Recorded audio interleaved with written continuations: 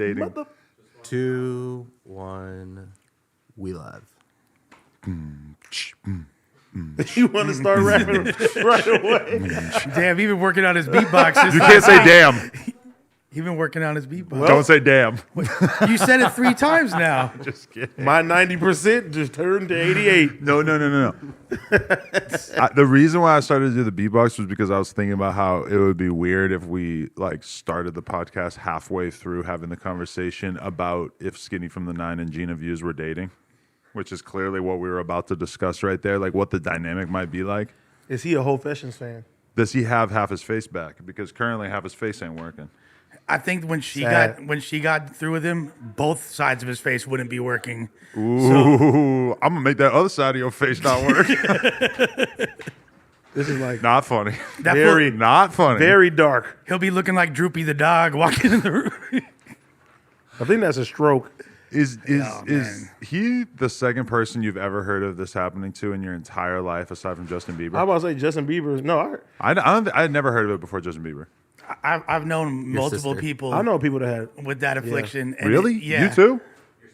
Josh said, "Oh, my Your sister? sister? I thought she had shingles." It's kind of the same thing. Really? Yeah, the same You side are effects. so out of touch. Hold Your on. own sister. She told me she had shingles. She never said half her face stopped working, but half of her face looked like a genital herpes. You got to call her Shingles from the 9 now. Josh, you gonna let him talk about your wife like that? I mean, half her face was like melting off. It was really scary for a minute. It actually, it Wasn't that bad, it but 100. It was pretty bad. I mean, okay, it wasn't literally melting off, but it was as close to melting off as you could be without actually melting off. Is her face like 100% back to normal now? Mostly, but there's a little bit of scarring and shit from that. Damn, Wait, bro. Josh, where do you draw the line where it's like insults with Adam with your sister? That's my sister. I used to fart on her head. I can say whatever You I can't want. fart on her head now. He got to knock you out. I know because she's traumatized because I used to fart on her head when I was a kid. Now Josh farts on her head. Yo, why does it smell like cheese in here so bad? They eating that's burgers and stuff. Oh, they got burgers? What do you got? Chick-fil-A sandwich. Okay. Gina, okay. why did you pause mid bite? She's still pausing. Yo, what the fuck? The white shit dripping all down her face? This is crazy. We need a camera to... like the Carl's Jr. commercial when they was washing the cars. We need a camera to film Gina's face dripping with ranch. No, it's crazy too because she was sucking on the sandwich and then all of a sudden white stuff starts dripping down her face. She started, Amen. she started listening to us and then immediately stopped chewing or eating or anything as if she couldn't chew and listen at the same time, which is... and there it is. There it is. It's like a whooping crane showed up. Is that the whooping cough? That's the whooping crane. Or the whoop... No, wait. Yeah, whooping cough. What does a Whooping whooping cough, crane right? sound like? Does it sound like Gina or does it sound like something else? Wu-Pang Clan. Whooping clan. Whooping clan ain't nothing to fuck with. Hey! No, I that's didn't do good. it. I didn't do it. We ain't good. I didn't do it. I think stopped we're myself. past that territory. We can say stuff like damn now. Do you see how scandalous you are though? You literally tried to. Everything's scandalous. Everything's Hey, scandalous. and Shout out to TF. before we even get into that, you know what's extra scandalous is me rocking out on this podcast with my black Fashion Nova jeans on them. I hide the joint for the TikTok's sake. I love my Fashion Nova jeans. I wear them as often as possible, so shout out to them for supporting the podcast and this underlying TikTok, I'm guessing. Wait, what are you talking about the TikTok? I don't know. There's usually a TikTok after we talk about You Fashion really Nova. like a TikToker now. No, it's in the contract. Oh, But yes, I am a TikToker now. Follow me, Adam22 on TikTok. I have 149,000 followers just to date this right here because I'm coming for that million, bro. You've been going live too. A couple times, only like 2 or 3 times. I haven't caught it yet. But I don't want to see you with your shirt off. That's the embarrassing thing is that I get way more views on TikTok when I take my shirt off. Like I'll be in the gym working out, fully clothed, and I'll be like, "Oh, I'm gonna do a TikTok." Boom, shirt off.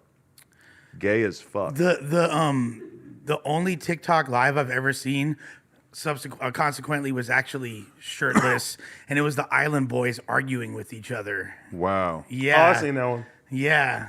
It's like it almost looked like a schizophrenic episode. It's like the but same guy When they're like, blaming each like, you stole my style. Yeah. Before everybody came to know of them as the Island Boys because they did the Island Boys thing, like when I interviewed them, it was mostly because they got famous from arguing with people on TikTok and Instagram Live. Yeah. Like that was their whole thing. They had a whole cast of characters, different people they would argue with all the time. It was ridiculous. Fly Soldier, when it was just Fly Soldier, and he would argue with this kid. You're acting like there was a time before Red 4X. No, well, yeah. Now known as Kodiak Yeah, Red. exactly. It was Red 4X, and they had some kid named like Enzo 954. There was the Yep. green hat. I would go to sleep watching YouTube clips of the. That is a lot. Yeah, no, I'm. Which one is the nigga that he got put in the car and they said, you can't be a blood no more? Cuban doll. No. Oh. That's not Cuban, though. You're thinking of Pun. You know what I'm talking I about, think right? that was. Oh yeah. Isn't that the Enzo? Oh, you're just talking about the 954 kid? Island Boys. Yeah. Didn't they? And one of them, he was like... What was his put him- name? he put him- Carlos? He put him in the... Josh is Who still the laughing fuck at my is joke. Carlos? He thought that was good. That was good. Okay. Note to self. Go in on Pun more. y'all Damn. both go at it. Bring in Pun's forgotten lore. I run a site called punlore.com. Go outside and fight me like a man. That's lore. Crip lives matter. Talk to me like a man. That was the most amazing... We don't discuss business. Was Pun a rapper? Big No. pun. Oh, I always Big Pun, assumed that he Big rapped. Pun. Oh, well, yeah, he was a rapper. Yeah, he was a rapper. But I thought Pun rapped as well for some reason. Nah, just He was just an managing enforcer. producer, enforcer. He wraps his fingers around Suge Josh's neck. Knight-ish type of person. Yeah. Nah, but nobody wants to give off that energy these days. Hell no. Nobody wants to be the Suge Knight type. Mental illness. We're a little too aware of it. Today's times when you just do a little bit of anything, he wants to be a bully. Yeah. Gangs are bad. Okay? Unless you can find these activities to Clubhouse, and then you could be as much of a shug as you want. You know what drops in a couple days is my Book Patreon. We might talk about that later, my friend. But you know what drops in a couple days is my 1090 Jake interview that I did that is All right. going to be a Patreon exclusive. I'm stealing Vlad TV's model. I'm going to have to tell him about this at some point where basically we did an interview with 1090 Jake from afar. We're going to drop the clips one by one on the Clips channel. The full interview, you can watch it right away on the Patreon, or you can wait and watch it after the fact. And I'm going to try to make this a continuous relationship where we try to think of like new stuff for me and 1090 Jake to talk about over and over. Basically, if you're not getting the picture, I'm trying to make 1090 Jake my Boosie. Pause. Okay. That's good. Why you got to pause that? Because gay dudes say Boosie and they mean pussy, but like boy Oh, pussy. bussy. Like boy pussy. Yeah. Or Throw like that butt boy pussy. Yeah. I have a request. I want to make it clear that 1090 Jake and I do not have that kind of relationship. Thanks for clarifying. The streets now can rest. I have no knowledge of 1090 Jake's pussy. Or lack thereof. I have a request. Yeah. Can you please name the fucking food show title? It's been a month, and the people think the show is fucking canceled. I will have you know that I sent a snarky email to the team today saying I would appreciate some suggestions for the title because like I did the title and I'm like, I need verbiage. I need you guys to like suggest things to describe the food, especially because I'm watching the video and it's like you guys are eating this ridiculously succulent steak type thing that's like sitting in this huge pot of just juices and it looks so insane, but I am not a food guy, so I don't really know like what to put in the title. Why do you make everything sound gay?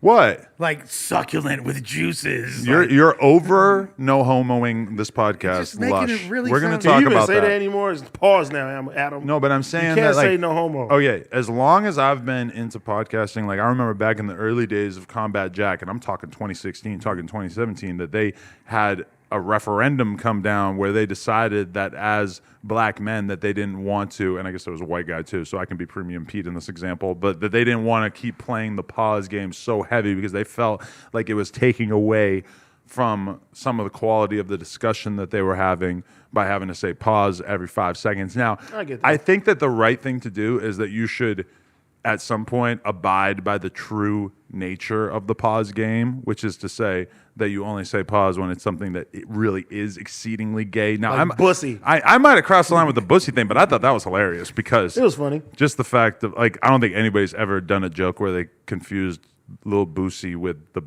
bussy thing. That's a good one. See, I'm just saying. I think I was bringing something new to the table there. Somebody's gonna be a rapper named Lil Bussy one day. Yeah, I was licking his balls. Pause. Yeah. Him and Lil Nas X got a whole mixtape coming. But I just say all that to say that I think that you need to, on a podcast, feel like you have the right to call somebody out for over pausing because it is a thing. And at a certain point, it kind of takes away from the podcast. And we've probably all done it. 'Cause we A all- pausecast. That might be one right there. Becomes a podcast. Let me ask you something, Lush. Yes, sir. Let's have a little chit chat with Lush here. We could do that. He said, like, was he in detention? I noticed that you seemed to notice the chat, perhaps having some comments, some chitter chatter, some feedback. What are you taking from the chat and from the fans in terms of your performance? Pause. No, what do you Fair. mean? Like, what do you mean? Well, you came to me right after the podcast last time and said, like, hey, like, I know there was a lot of comments saying that I was talking too much or whatever. And, like, I just want to let you know that I'm not going to do that all the time or whatever. Like, what did you take? Like, what made you think of that? Fuck this nigga. I mean, he said that because we saw him say it in the comments. Well, I didn't. And I also, Lush, I don't want you to get into the groove of feeling like you're beyond criticism, which some people do on this podcast. So Right. we start talking about, yes, exactly. one of them has their hand in the air. In terms of like, I think we should all be able to sort of go back and forth and have conversations about what works and what is good on the podcast and stuff. And, there was like one thing when I was kind of thinking about it after the fact, I was like, maybe at some point I want to point out to Lush that there is kind of like a time and a place for a meth tale. Mm-hmm. It's like that's something that I kind of feel like you could be at risk for doing. Well, yeah, it was good. It was good, I'm sure. I don't really remember. But I think that, that's just like one thing that I might want to throw out there is that like sometimes, that's something to think about is that, like when you want to pick and choose the moments for the meth tales. No, absolutely.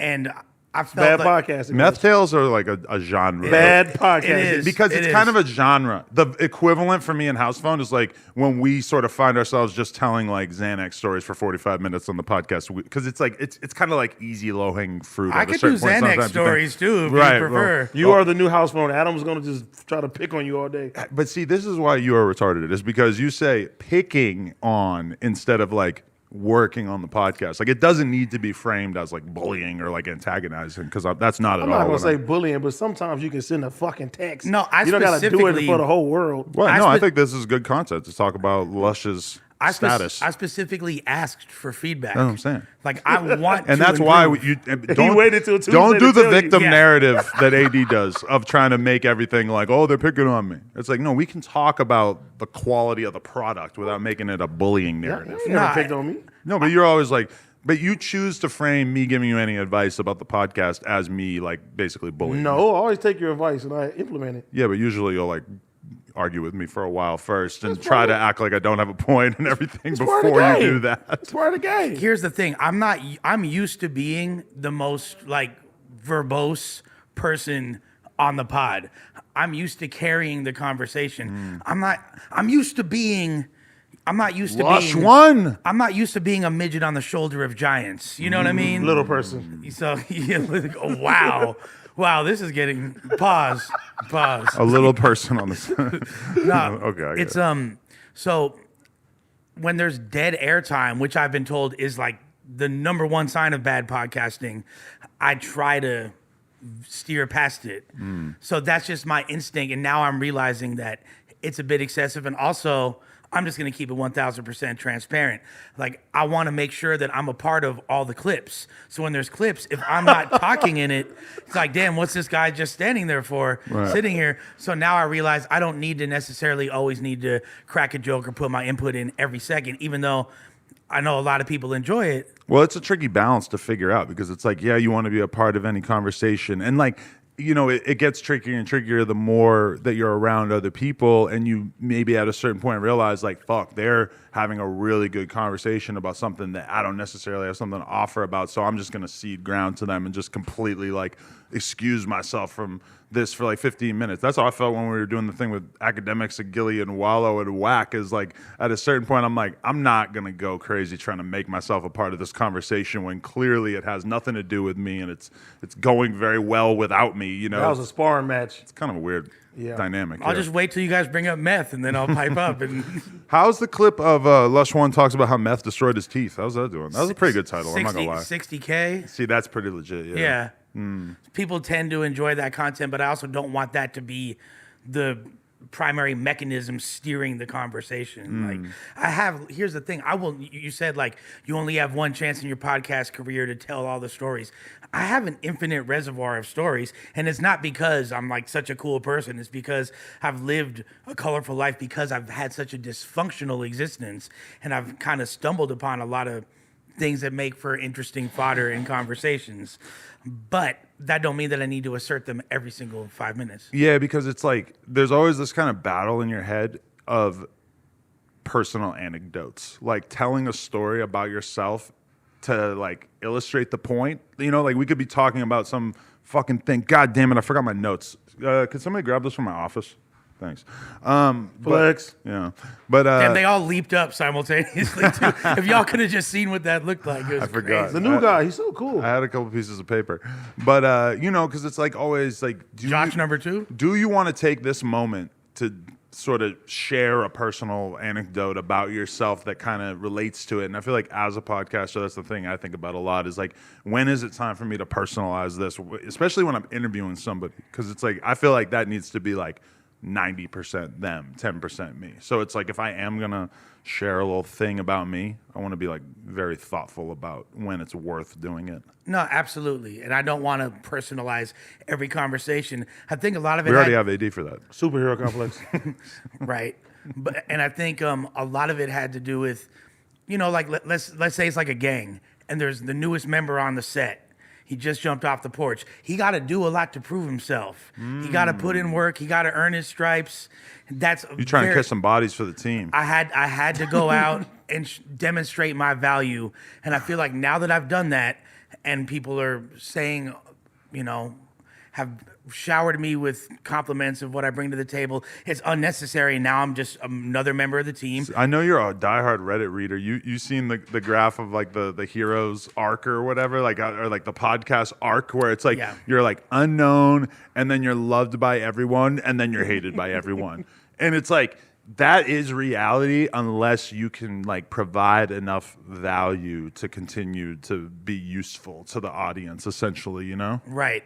And then on top of it, I think a lot of it is about being genuine, not being self-aware, being genuine, and not being egotistical. I think that's the number one thing that tends to, not just with this audience, but with any audience, when they see that you're feeling yourself too much, they're like, we can't relate to this guy anymore. He thinks he's better than us. Fuck him. I respect how serious you taking this. No, this is the most important thing in my life. Like, ever.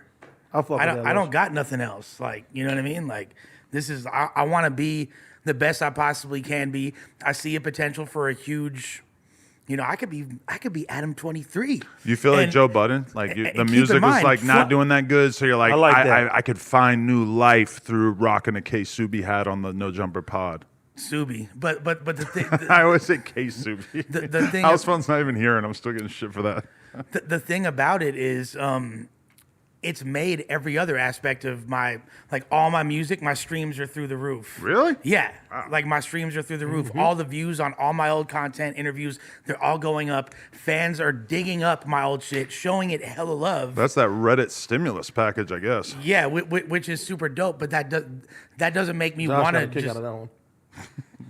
that don't make me want to like do that other stuff more. It makes me want to lean into this because I feel like there's never been any aspect of my creativity that lends itself to my strengths as an individual as podcasting, and this being the platform that I've watched more than anything else. It's like, might as well rock with it. Like, we in an era, baby. And the fact that I'm able to be a seminal part of this all-star team Seminal is fire. What's the definition of So seminal? basically, Is it related to semen? How about this? Put my picture on the flyer for the live show, and it's all good. He said, "Fuck Blasey." I didn't say remove anybody. No, but I'm saying the flyer is just at the end of the day sharp, and the No Jumper show And Lush. featuring House Phone. That is a good point. Yeah, House Phone is on the flyer, but it's God like, damn it, he's about to edit them out. imagine No. House Oh, Phone my not God. showing up to the fucking live show. Like He's he's coming to definitely the live showing show. up. He can't fight off the cloud. I think out of just to be generous, it should be all four of us for the No Jumper show on the live show. We gonna For the look. pod. I'm just gonna say this: whether or You not down with that? whether Sure. and It's cool. thank you. Whether or not I'm on the flyer, we gonna see what happens when Lush One step on stage. We gonna see. He raging we war. we gonna see what the people have to say at that You gonna moment. come out and show your bussy? I'm gonna throw that boy pussy. You gonna come out and spit a verse or something?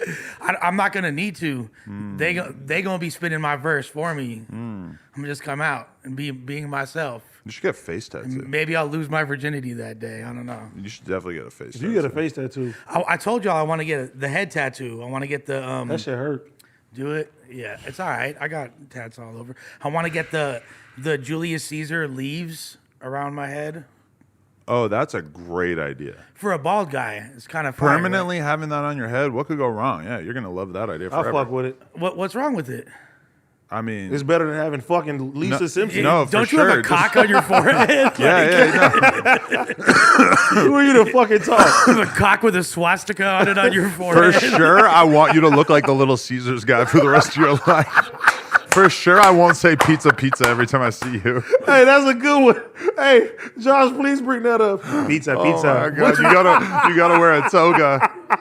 Hey, it's Rock that toga. you know what though? It's better than having a bald ass head. At least I'll be something else, and I won't be Uncle Fester anymore. Like I'm trying man. to shake this. Yeah, Uncle Fester was like, Yeah. Are you down to be Lord Varys for Halloween for the office party? Okay, I could. So it's either that, the Be penguin. quiet on the set, guys. Wow, yeah. See, look, put us in the corner. Lushy. Damn, we should order one right now. I don't know, like $5. It's like $6 now. 6 highway robbery. Never mind. I'm gonna tell these bitch. If these bitches say that I'm like the Little Caesar guy, I'm gonna say, bitch, I'm hot and ready. Come on, Bars. fall back.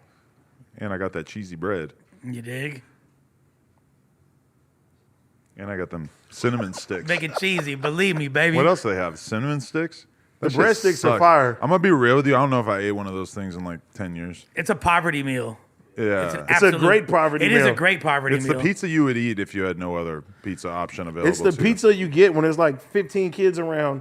You just get like 20 pizzas and this them go crazy. Speaking of eating, sports fans, are you looking to have major league style but are on a minor league contract? Well, good news. Our friends at Vincero Collective have sponsored this episode to make sure that all our listeners are saving big as they accessorize their autumn outfits with premium watches. I have one on hand right here. It's beautiful. Premium watches, jewelry, sunglasses, and much more.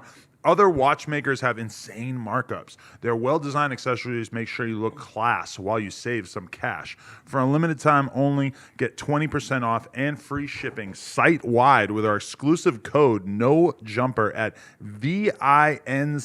VINCERO collective.com. Basically, they make some incredible products for low prices. And if you're somebody out there who's balling on a budget, I would definitely recommend that you tap in. They have over 30,000 five-star reviews. They've been named GQ's go-to brand for premium lifestyle accessories.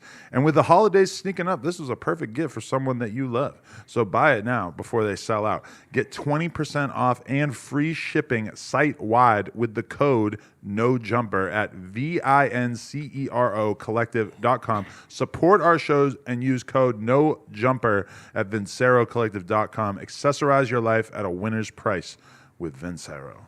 I had to put my Breitling in the pawn shop a little while ago, so maybe I'll just rock this Vincero in the meantime. Did you really have a Breitling at one point? I have a Breitling. How much were those? Did it come with your car? The Super didn't. Oh, I was say flex. My car came with umbrellas in it. The show did. Yours did? No, it's a Draco Oh. song. The I met Rolls. a Rolls girl, Royce, yeah. I met a girl who has a weed line called Princess Cuts yesterday, and I said Princess Cuts on my wrist like an emo bitch. Fire. No clue. For real? Felt bad. All that dick riding will get a sucker flip. I'm like, damn, I just on. wasted that reference. That's an incredible reference. And that's one of my favorite Draco bars, because that's like a battle rap-esque punchline. That's like as lyrical as you can possibly get. That's like a double entendre. I'm fucking with the new I love shit. that. That's one of my favorite lyrics from anybody Jankies, I ever. break dance when I hit that shit hard. The new shit. The new It shit is stays dope, hard, yeah. but I stand on this forever. Draco's magnum opus is Cold Devil. That's him at his absolute best. That's like the most nimble flow he ever had. I agree. It's the best beats. It just like it just captured such such like a snapshot into an era. But that, it's the craziest shit ever when you listen to how he used to sound back in the day and how he sounded towards his later releases. Yeah. And how I like different it. his voice I got. like his very first project. me too. Yeah, I like the old Me stuff. too. and I've the been new gone in stuff. 60 seconds. It's honestly like All two that different stuff. rappers. It's like totally different stylistically. Like I fuck with both of it. Yeah. No, yeah, I love it all too. I mean, I break dance when I hit the. anyone that knows me knows that I've been gone in Draco's 60 like seconds. pretty much been my favorite rapper for the past like 7 years since Sorry, he came out. granddad. Right. But the post prison or post incarceration PTSD Draco that's like super infatuated with just pressing lines. It doesn't hit me as much as like, you know, I'm flocking, I'm on some fly shit era of Draco. Like, you know, Well, speaking of flocking, well, not exactly, but congratulations to our boy Lil Durk, who beat his charge, and apparently King Von was the guy who shot the dude. I remember when that happened when he first. I don't know if there's nothing to clap for. It's not really like what you want to celebrate. It's unfortunate because in reality, it's like, oh, Vaughn would have been being dragged through the fucking legal system if this was still available for That them would to be charge the him least with. of his problems, in all honesty. Keep it That's G. true. Yeah, that's a good point. Vaughn would definitely be up north for the rest of his life, realistically, at some point. But still, the fact that Dirk doesn't have to deal with this anymore when it was hanging over his head for like a huge portion of his career, that's actually pretty amazing. So I'm definitely happy for him. And we all probably owe him a little bit of grace that we probably didn't give him at a certain point, because I think at a certain point everybody thought that Dirk was kind of fucked over this case because Oh, yeah. they allegedly had video of him fucking shooting the guy. I don't know if they just saw what they wanted to see in the video or if they just charged them together, but at one point they were claiming that they had actual video footage of Dirk leaning out the window and shooting this guy.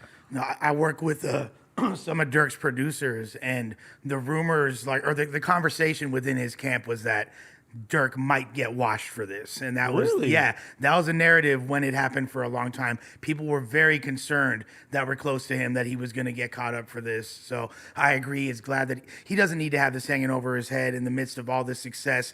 And it's crazy because you could look at Vaughn in this in two different ways. Now there's enough murders attached to Vaughn. There's like literally. This wasn't a murder, this was an attempt, but he's got like 4 murders that have been put on him since his death. There's multiple murders to the point where he qualifies as a serial killer based on the, like, and I'm not saying he is one, but based on the definition of what a serial killer is, he has done enough to meet those qualifications. Now, if you look at it from that perspective, it's like, damn, what are we really listening to and celebrating? I think as rap fans, though, honestly, like, we're pretty lucky to have gotten to live through that, because think about it, they have to go and like recreate Jeffrey Dahmer's crimes. You know, they have to make this whole series about him and shit. King Von was tweeting and making music about this shit while it was happening. Realistically, even if he hadn't tweeted about it, because I don't think they need to like rely on tweets or shit that happened in videos or whatever to prove that any of this stuff happened. But the fact that he shared that much of his life almost as if he knew that he just wasn't really meant for this world, or that he wasn't gonna be around to deal with the consequences. It's pretty incredible. When you Them really think tweets about with him it. and that girl going back and forth. oh, yeah. It's And I was just crazy. interviewing FBG Young and FBG Dutchy, and I asked them, I'm like, how do you feel? I brought up the whole thing about Traplo Ross getting threatened by King Von's team or somebody representing King Von to basically delete the stuff about KI from his video. And I actually called them out because I go, you're doing the drill rapper thing. Because they're like, oh, I don't think he killed her. Like, rah. You know, they don't want to ever like They don't want to give him the glory. They never want to give the glory to an op, for Right. sure. Yeah. And I just called it out as soon as they did it. And I'm like, I'm so glad I'm at this point in my rapper interviewing career where I can just call this for what it is. And they laughed their asses off because they knew that they were doing the exact thing that I was saying they were doing. Joe Budden, don't watch this conversation, please. No, you should With a- definitely check it out. Oh, But- is 2 of y'all now too? Oh man, Oh, but- he probably got some thoughts on you. Joe and me are cool. We've known each other. You think? I mean, we'll see. Until he realizes that you're a Potter. Yeah, we'll see. Call me Harry Potter. Don't play with me. Harry With, Potter. That's my new ad lib. Fuck. I saw Southside post this clip of some random kid rapping, and then the ad lib is just Harry Potter over and over and over. And I just forgot about it, and I'm just like saying this so I can bookmark it and go look at the Instagram post later. But talking about like Put it in the Reddit. the drill era tweets, the most sinister one to me that always struck me is like so cold was after JoJo got murdered, and then Sosa tweeted the laughing emojis like ha ha ha ha ha, JoJo wanted to be just like us. And this That is like was- the day he died. I was That like, that just like told you everything that you needed to know about how cold-hearted a lot of these dudes were, Right. And just really painted the picture for you. Like, in case you didn't get the point, death is nothing to these motherfuckers. That's like the new one. They was like, what does Lil Durk want for his birthday? So he's already dead. well, it's like, look, these are people that these are people that potentially killed his people I mean- that love him. So it's like, of course, you're going to look at them in a dehumanizing manner, right? Right. No, I mean, that's what they're setting it up for you. They give you all the information you need to be a fucking hater when you listen to their music, right? And with that being said, if you look at it from a street perspective, Vaughn did the right thing, holding Dirk down in that moment, busting the shots for him. So Was someone trying to rob them, or what happened to that? allegedly, it's remember. like something to that degree. Yeah. You know, so He I did just, what he was supposed to do. He did. I just interviewed this dude, Joe Coscarelli, from the New York Times, right? And he writes about rap for the New York Times, and he took time to write this whole book about Atlanta.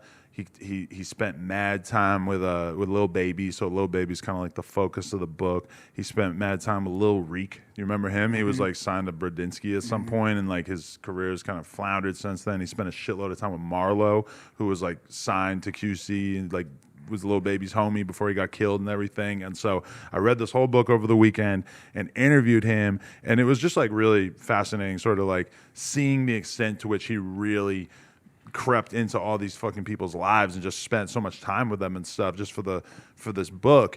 And I was thinking, I'm like, there's so many stories that I've been up close and personal with that I could feasibly write a book about, you know? But then when I was thinking about it, and I'm like, I feel like the Draco thing needs a book. But what am I going to bring to the table that Trap Lord Ross didn't do in that fucking video? Like, it would be very difficult to bring more to the table than what that motherfucker did in It's that video. too early for that though.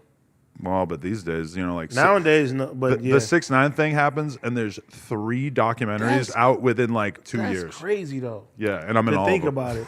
But there's also a difference. Like Trap Lord Ross is an amazing archivist, and he broke it down. But he's also like looking at it from an outsider's perspective. You have insight. You've hung out with these dudes. You really know them. Like, But that was the crazy thing about talking to Joe Coscarelli too, is that like, dude, he works for the New York Times, so he's got like access to the best journalistic resources. I don't really know even what most of them would be, but in terms of like having fact checkers on staff and like being able to get access, like the reason why he's spending so much time with Lil Baby and shit is because he has a fucking New York Times email. You know, like people are just down to pick up the phone or down to email you back when they realize that you're from the biggest fucking paper in the world, right? And so he was basically just saying that he has a huge amount of respect for 1090 Jake and Trap Lord Ross, and that, like, you know, because I was saying, like, with dudes like that, being just like a completely independent YouTuber who's covering shit, the door is completely open for you to just like do a bad job of covering this shit and basically, you know, do fake news techniques and like sort of outrageous shit to like welcome to Swamp Stories.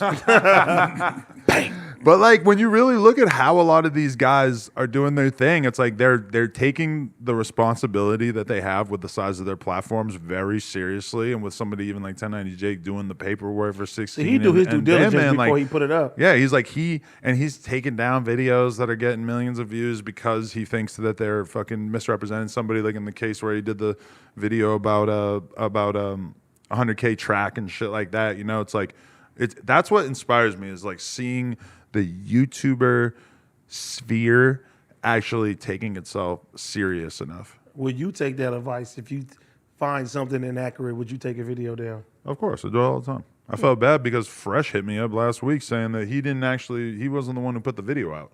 Oh. And I watched this whole long ass video with academics and him arguing about it, and I thought 100% that was how it It's happened. how people title shit down. Yeah. And it baits you in.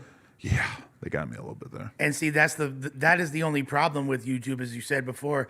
It doesn't have the same checks and balancing system. However, I get 95% of my news from YouTube. Rather, I don't read the New York Times. I get 95% of my news from David Russell. Yeah, The facts. greatest. Facts. Oh my god! The absolute goat. But has anyone actually been able to identify his Instagram? Because I think it's want Flacco. That's my theory. That's No, me because personally. what Flacco doesn't have graphic design skills. He couldn't make all those motion He graphics has a whole and shit. team. That's fair. Yeah, they could definitely be Flacco. But I don't know. And while everyone streams, before the streams is over, they post the shit up. I don't feel Flacco be doing that shit Flacco all the doesn't time. have the time. If Flacco has a free hour or two in his day, he's gonna be making content for his YouTube channel. I think. I don't think he's doing all When that I'm on for free stream, just to celebrate the No Jumper lore. The last couple of streams that I've been on, before I've got off as soon as I get off my streams, I see Flacco posting on his Instagram shit from my streams. I think Flacco's David Russell. Flacco has a whole team of dudes helping him. If he do was that able to shit. get if the David Russell channel somehow becomes monetized, it's Flacco. It probably is monetized. I mean, why wouldn't it be? Because maybe they need to because get it's some a higher bunch of- stats though. It might be like close to having enough. I think it has enough stats, but I think the content ID would prevent it from being monetized, right? Like, because In theory, though, that shouldn't matter. Really? Because getting your channel monetized is about the number of subscribers you have and the number of watch Watch hours hours, you yeah. have. And so even if you get that from stuff that is being claimed by somebody else like us, it doesn't matter. It's like you're still getting the watch time in it. And then you'd still be able to monetize other videos that aren't being claimed. so it for show is Flacco is essentially what you're But saying. when I was on Twitch all day on Sunday, which I'll be on Twitch again all day Sunday playing poker again this Sunday, but it was like I'm saying, like, how can I talk to him? Like, we see all this shit from him, but like, how do I have a conversation with him? Because I would love to just like hear his voice and have a chat on Twitch. My second thought is you. Imagine me having the time to do that. I have a theory.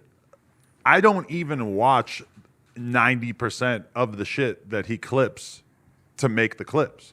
But you want to hear my theory? yes, You want to hear it, Lush? yeah. I think Parker's because- doing it. No, Adam has somebody doing it because he gets to eat off of Back on Fig. He gets to eat off community clips. He gets to eat off Harmonious Gang. He gets to eat off of Ace Boys Worldwide.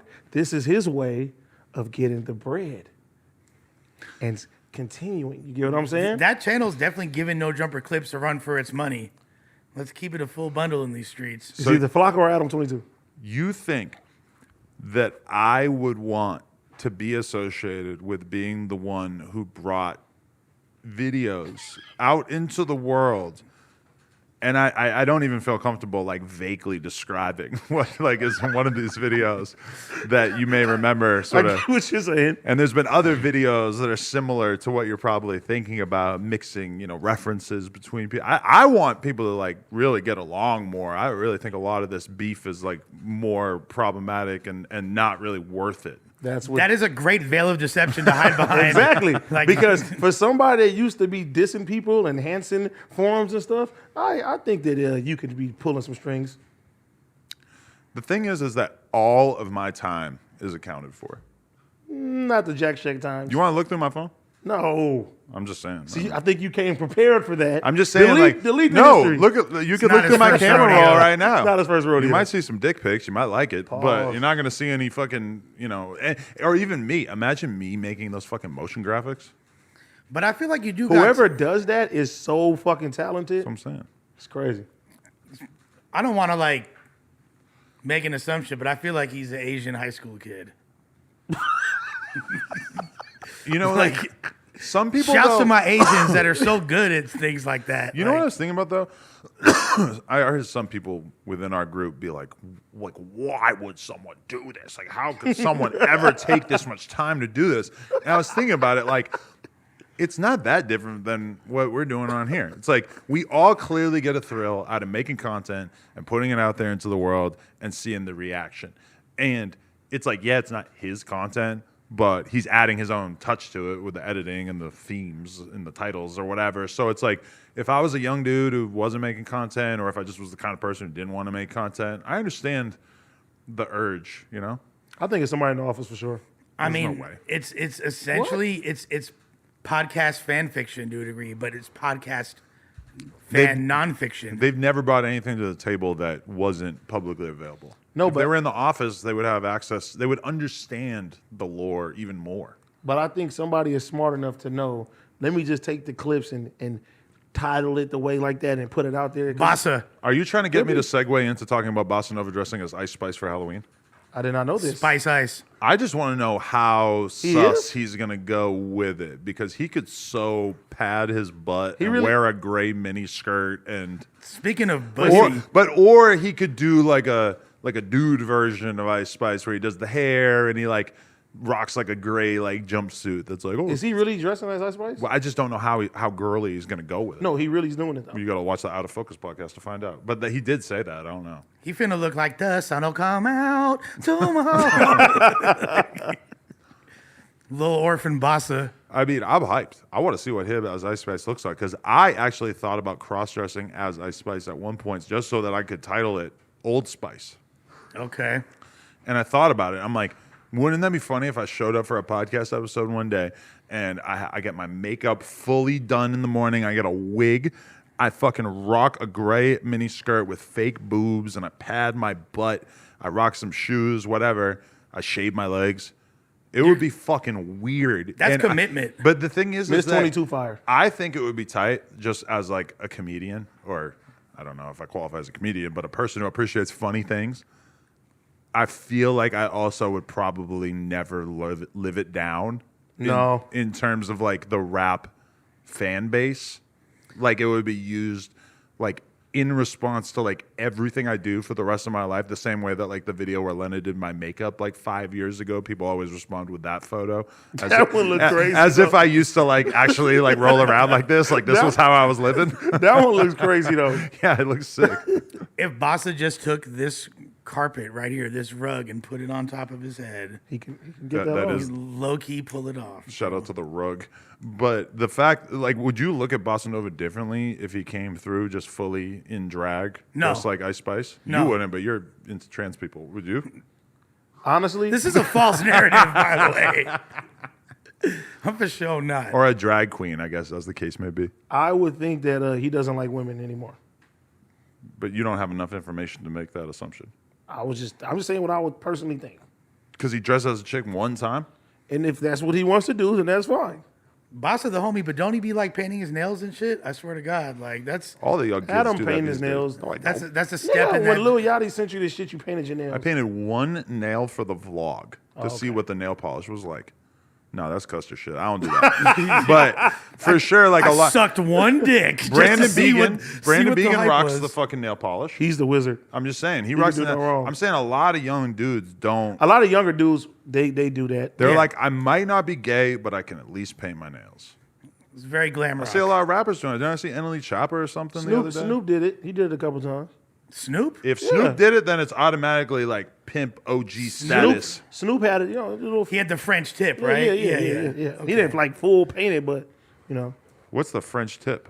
Where they That's- just put the little white thing on the yeah, end? a yeah. little strip. What the fuck is that about? Girls like it. Did you see the TikTok with House Phone with the shiny fucking toes? Oh yeah. That shit was weird. But there's nothing wrong with getting a pedicure. No, you got to get your shit clean, man. Yeah, but I learned the lesson too, because I got my toes done one time and got the shiny shit and just realized like, oh, that's not it. Like you want to get more No, of a you don't matte want it. finish. You don't want it on your toes. You want to get yours shine and buffered. You don't see some guys they get the clear polish. You don't do that. That's sus. You get the shine and buffer. Okay. You know what I mean? Yeah, that sounds more right. So your shit squeak when they doing your shit. Just have like 3 women on each foot. Just like, yeah, there's something kind of pimp about it. That's like, how 80s living for I sure. fucks with it. Yeah? What getting them clean? You should. Are you at the status in your life where you go to get your toes done, or do you have an Asian woman come to you? I try to go at least once a month, sometimes twice a month. You be Mei Ling bopping? I got it. This weekend, Jake Paul and Anderson Silva highlight the main event of what could be the biggest boxing pay-per-view of the year. Whether you're a diehard or a casual fan, every punch that lands could be another win at my bookie. Predict individual matchups, bet on fights to go the distance, or bet on one of my personal favorites, fighter to win by knockout for a much bigger payout. No sport is as fun to bet as combat sports, and no sports book gives you more ways to win than my bookie. And for a limited time only, join the my bookie family, and you'll have your deposit matched halfway up to $1,000. Just use promo code NOJUMPER on sign up to claim your bonus. Bet anything, anytime, anywhere with my bookie. Now, I'm going to be real. That's a fight that I'm excited to see. I don't think no knockout's gonna happen. Me personally. I feel like, damn, I feel like I like learned my lesson so many times not to root against Jake Paul. No, you can't. But then at the same time, and let me get that watch. We're supposed to have that on the table. But then at the same time, it's like, dude, I spent all those years just watching Anderson Silva just beat the dog shit out of fucking everybody. Usually kicking everybody. Oh, this is boxing. This is boxing. Yeah, that is a good point. It's a I forgot big about difference. that. Yeah, that's a good point. Jake Paul, at this point, it's crazy. He's one of the most exciting things in the sport of boxing. Like, whether or not people want to acknowledge it, he's selling more pay-per-views. Hands down. He's getting people to pay attention to the sweet science, which has been very overlooked, especially with the emergence of the UFC. He's out here with a lean belly. You see those TikToks? Come on. Come on.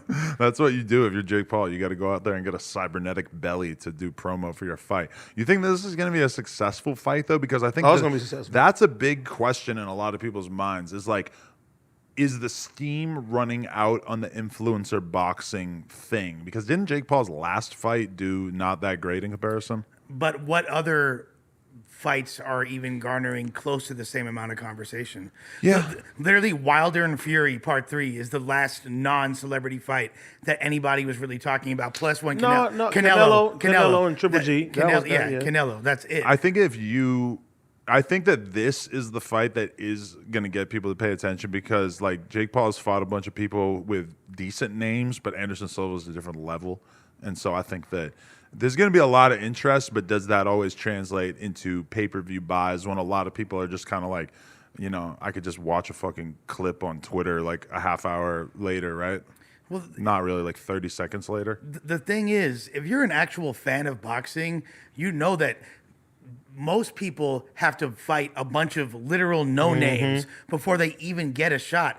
Jake Paul kind of came out from the get-go. Yeah, like fighting people, like no names. And it's only been increasingly more like bigger as he's gone. The Nate Robinson knockout, like, that started the hype train in a lot of ways. Because that's when he first went outside YouTuber. But I know a way that he can really kill it. Who? He fight his brother. Oh yeah, his brother is huge. His brother's a lot bigger than him for sure. But then he's like way more seasoned as a fighter. Yeah, I don't know. They've talked about it a lot. But just think about everybody would tune in to watch them. They would totally do it. Like regardless of if they planned on actually trying to knock each other out, they would 100% do it if the time was right in their careers to just get the payday. They would be able to pull the wool over our eyes for sure. But that's the thing. How would you incentivize like making sure they actually take it seriously? They can make so much money fighting other people. Yeah. I feel like they're more likely to do that when they like don't have to. They just both clearly have so many fucking opportunities on their plates. Yeah. You know? Then I seen Logan Paul in WWE. I said, well, he's been doing a shitload of that. That's crazy. And I saw that like I'm not sure how the fan reception's doing now, but at least at first there was a lot of diehard WWE fans who were not feeling him and were pissed off about him invading their space, you know? I mean, it's been like that for the entirety of these dudes' career. Every time they step into a new arena, people are like trying to gatekeep it and like, no, we don't want you. Like, and look, I love wrestling too, but it's like people try to act like it's this super noble art form. Like, oh, God forbid Logan Paul steps into the realm of aggressive male cosplay. Like, come on, you know. You know, I like that the UFC fight over the weekend was in Abu Dhabi, so it started at like 11 a.m. or some shit. So I literally like was already up. I'm eating breakfast, just got done my cardio, and I'm like, oh fuck, I could just go pay for this pay-per-view and just sit on the couch for the next 3 hours and watch this fucking fight and not have to do anything on a Saturday afternoon. And that's exactly what I did, and I had a great time. When does your family come back? I think Thursday, like next Thursday. So I have like 10 days or 9 days or some shit. And you be acting like you don't have time on your hands, bro. All right, David Russell, we see you, homie. But when I'm in here, like working for David 10 hours Russell. straight, it's like, it just is like, it wouldn't matter if my fucking family was here either. Like Yeah. yesterday, I was here from 10 a.m. to fucking 8 p.m. doing content, You're probably in that office. which is why it's so funny that you guys think I have time to be David Russell. You're like low on it. I'm like Flacco. Then I have one more theory. But I don't this wanna is an say easy thing for you guys to prove as soon as you open up the possibility that I have somebody doing it for me. Because then all of a sudden, like, anything's possible. I think that you're that sinister that you would do that. Nah, To be funny though. I don't give a fuck. Although I'm going to be honest, I'm thankful that there's somebody who does it. I'm glad I don't live in a world where it doesn't exist because it makes me laugh my ass off. But did you watch? Okay, I got a couple of No Jumper Universe things to ask you. Number one, did you watch the pop up podcast that came up without Kiki Lupe? Who's I don't think I ever realized how insane her laugh was until that podcast. I didn't watch. I seen watched the it. clip. It's I didn't been watch. removed from the internet. Why? I don't know, but it's not on the channel anymore. Yeah, like so essentially Kiki's investors, the dudes that are behind the Yeah, pop-up, they cool. Rick and Ralph, Rick and Ralph. Right. very nice dudes. The one They dude about went their- off on a tirade at one point about how if his kid misbehaved that he would like hang him. I don't think he meant like literally hang him, but that was the one thing that I was like, whoa. That's probably why I That got was a taken lot. down. That was a lot. Okay. And then Lupe's laugh was a lot. And then in the beginning when they were switching the camera angles and it was like the audio kept getting fucked up. That might have been why they removed it, but that was pretty funny. I feel like with Lupe, I want to see a real genuine dialogue with this woman outside of her character. I want to know this fascinating story of this like Chicana woman from South Central who wound up being a member of a prevalent black gang, like, and that, but has. You don't think kid- Cam Capone dug deep enough? we never really. It seems like everything winds up being comedic and this character, neighborhood bro, and all that. I want to know really about her. I'm like kind of fascinated. Lush wants to know. She was selling chalupas. about Lupe. And then she met Crip Mac outside the studio. And then she got a No Jumper appearance. She got a Cam Capone interview. All of a sudden, she's popping up at the pop-up. Oh, look, it's still online. Never mind. Yeah, it's sitting there spreading false narrative. Look at this title. Talking C-Mac wanting a BBW? Okay. David Russell changing the game. For some reason, I read that it's C-Mac wanting a BBL real quick. I got, yeah. No. That's what I was actually Yeah. thinking at the same exact time. Yeah. Honestly, he should. Yo, I had Jonathan Wright in here. You know him? Who's that? He's like a hairstylist dude. He's like a hairstylist like Nicki Minaj and City Girls and Meg and everything. And he fucking... Well, you know what the logical question is? What? He's gay, right? Well, yeah. Yeah. But okay. So Spoiler. I basically like said stuff like assuming he was gay, and he almost kind of like got offended because I guess he fucks with chicks too. I think he said he had a kid and shit, so he got to at least have had some of that. But like, I did feel kind of weird. I kind of felt like I offended him at a certain point because I like just like because like he was talking about going to prison, and I said, and it's not out yet, so I shouldn't be spoiling it. But I said, no, go ahead. I said, I've talked to a lot of people who went to prison. But usually we're talking about gang shit. We're talking about like racial shit. I've never had a conversation with a gay dude who went to prison before. And he's like, "What the fuck you talking about?" He's like, wasn't 100% fucking with it. And he's like, why is that a big deal? He's like, would you be having sex in prison? I'm like, in a woman's prison, yeah. Like it was like he really didn't want to like acknowledge the fact that clearly prison is something that would be a lot different for a gay guy. Well, it's, kind of typical for gay inmates to get victimized. Because a lot of people who aren't gay are getting victimized. So you just assume that, like, to a gay person in jail or prison, the situation's going to be way more different because, like, if I'm gay and I go to prison, I'm going to be having a relationship. I'm going to find me a little shorty. You going to be tempted? If I'm gay, yeah, why the fuck wouldn't I? It's like that's like if I go to a woman's prison. Look, am I gonna fuck the women? Yeah. Can you identify as a woman and go to prison now? That's I heard people are doing there's stuff a lot like of that. shit like that. You should I totally do heard that. this stuff like that happening. You're gonna have to get rid of that beard though. Don't assume my gender. Look, anytime that happens. anytime I've Whole been prison getting pregnant. right? Anytime I've been in rehab with women, I'm wind up in a relationship. Every single time. So I could only assume that it would be. Oh, so all your relationships come from rehab? No, not all my relationships, but I've gotten into several relationships You probably from rehab. That dependency. Well, Yeah, you want well, needing somebody. that solid rock in your life. Like I could imagine that if I was like if I felt like I was a recovering addict right now, like as if I felt like I was like tempted by alcohol or drugs or whatever, which in reality I don't feel like that at all. I feel like if I was single, I would have no problem staying sober or whatever. But Right. I could imagine that if I had a real problem with drugs, that becoming single would probably be the number one biggest trigger. Because number one, you start hanging out with all these different girls. Some of them are going to be drinking and doing drugs. You know, it's like all of a sudden there's just so much more chaos in your life that you're going to want to fucking potentially engage with. Well, if you're newly sober, if you're just getting clean, and like you're used to leaning on vices, what's the number one thing you're going to go to because you can't get high anymore? Pussy It's going to be and Rockstar. So Yeah. No rockstar. Pussy. Pussy.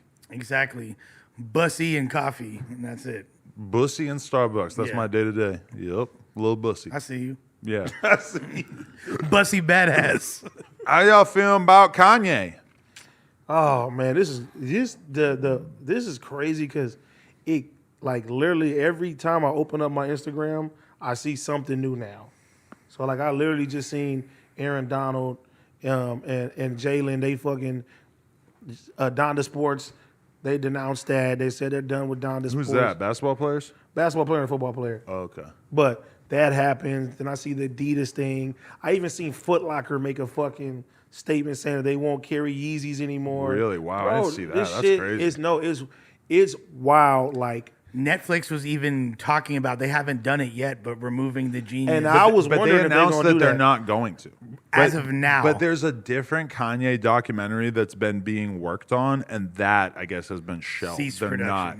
So that's the interesting thing about it is that if he were to have any chance of like getting back any percentage of what he's lost, he's basically going to have to go on an apology tour and start living his life in a completely different way. And he doesn't show any signs of doing that. So you got to think that now Kanye's journey, his struggle, because he's clearly still trying to be what he was trying to be his whole life, where he's trying to be this crazy billionaire, he's trying to be the shoe entrepreneur, this fashion god, this music god, whatever. That whole path is now infinitely more difficult for him. Like he's going to have serious roadblocks in terms of manufacturing and products and getting it into retail, and then in terms of music, it's Even what shows. labels he's going to be able to work with. I mean, I feel like at the end of the day, there's still going to be people that are going to want to fuck with him just because he is so yeah. big. But it's like he's not going to be working with the biggest labels in the world. It's probably going to it's going to be fascinating to see who's down to go along with this ride. And I hate to see everything that's unfolding because, you know, I'm a big Kanye fan. You know, he's I mean, at the end of the day, he's our brother. You feel me? You know, but I just wish that like he gets some real help and like not letting this shit spiral out of control. And I will be the first one, you know what I'm saying, if he to accept him back if he, you know what I'm saying, if he sees the error in what he's doing right now, because you know he's letting a lot of people down with all the shit that's going on. And I'm like, damn, looking at it as a fan, it just sucks to see this shit because it's like, my nigga, like Kanye is my favorite rapper. You know what I'm saying? Right. So to see my favorite rapper just putting salt on this and just keep doing it and keep doing it, and it's like, damn, ain't nobody around him that's here to tell him like, bro, enough is enough. But that's the thing, is that you know there's tons of people telling him that this is not a good idea, and it's not getting through to him because he's got No. enough people around him, like the Candace Owenses of the world, etc., who are happy to, you know, do whatever. And, you know, I had actually like my biggest tweet like ever. I think this, or not ever, but like in a long fucking time. This currently has 5 million impressions on Twitter, which I was pretty Damn surprised it, by. B took the carts to Russia. Yeah, it beat carts to Russia. What a month. I don't even think of myself like a Twitter user like this. Like I read Twitter all the time. I tweet a little bit, mostly for promotion. I'm not really out here because you notice that the thing that you do if you want to get big on Twitter is you go tribal. You say something controversial that aligns yourself with one side or the other. You say something super pro-trans or you say something super anti-trans. Both of those work. What totally doesn't work is you saying something moderate and reasonable and nuanced in the middle, you know? And so I try not to play that game too much. I try to like only tweet stuff politically when I like really give a fuck enough to like actually feel like I have something worth saying or whatever. And so this morning I tweeted this because I was just kind of taking a shit in the morning. It's what does it say? 8:30 a.m. So this is like actually immediately before I start my workout. So I was definitely taking a shit. A twitting shit. Yeah, twitting shit. And I wrote, Kanye spent 20 years building one of the biggest empires in music and fashion and threw it all away because he wanted to repeat Candace Owens' talking points on TV. And that's the saddest thing of all this to me is you can't, when you look at Kanye West and his musical contributions, forget everything else. Just look at his musical contributions. He is Immaculate. You have to compare him to Quincy Jones, to Phil Spector, to 100 Sir George Martin, 100%. to Prince. You can't compare him to any other hip hop artist. People were talking about a versus with Pharrell and Kanye, and I'm the biggest Pharrell fan ever, but that's a fucking laughable conversation. There's no versus between Kanye and anybody else. As a producer, as an artist, his catalog is the greatest, not just in hip hop, but in modern music of the past 2.5 decades. Everything else pales in comparison. Just him in the culture in general is what he's done and the strides that he's, you know what I'm saying, came to be now is like, it's amazing. But that's what he said, just to see it all go down, like it seems like it's over fucking night. And I will say this though, I wish, and I see a lot of people saying that, I wish they had this type of energy for people that are anti-black and they say racist things and anti-racism for all. You know what I'm saying? But I feel like there is a lot of that. No, but hold on. You can say shit about black people and you ain't about to lose. You're not about What to. about, what's the dude, Donald Sterling or whatever? Didn't he lose this whole basketball team because he said the N-word? Yes. Yeah, but it's not. okay. It's not. But to I feel this- like that's kind of like the status quo right now. It's like Dog. if you're a famous person and you're caught saying anything racist, you're damn near going to lose all your opportunities the same way Kanye did. not to this degree though. But this is also different though because it's one thing to be like a public figure who's caught saying the N-word one time on camera. It's another thing to go on camera and publicly commit yourself to this anti-Jewish ideology. And I'm not saying that it's cool for white people to say the N-word in private or whatever, but I do think that this is perceived very differently than even something like that fucking Donald Sterling thing. Okay, and that's a really solid point. But beyond that, Eminem had a tape where he said the N-word with a hard R several times. 20 years ago. Correct. Talking about black women in a very derogatory manner, as disrespectful as possible, perpetuating all kinds of stereotypes. If that tape came out now, because when it was a much different society when that came to fruition. And he received little to no backlash from it. Well, I mean, the Source did like dedicate entire issues to But it. he's not going to lose his bank account. He's not going to get The Source was still very relevant at the time. It This was. is like this is after only a couple years into the sort of XXL takeover. Like the Source Source was was- still the- huge. The Source was the biggest. It was The in Source every was the Barnes and hip-hop- Noble and grocery It store in was the America. hip hop Bible, Yeah. but keep in mind that why was the Source pushing that narrative so aggressively? Because Benzino hated Eminem, for sure. And a lot of people saw through that. And I think that that's a big part of why it wasn't as cataclysmic to his career as it could have been. Because still at the end of the day, when you get canceled, a lot of it has to do with who stands by you. And Eminem had almost no important people in the rap game really like fully turn their back on him. And he has, Dr. Dre and 50 Cent in his corner. And it was so obvious to people. It was so transparent that this was a Benzino hit job.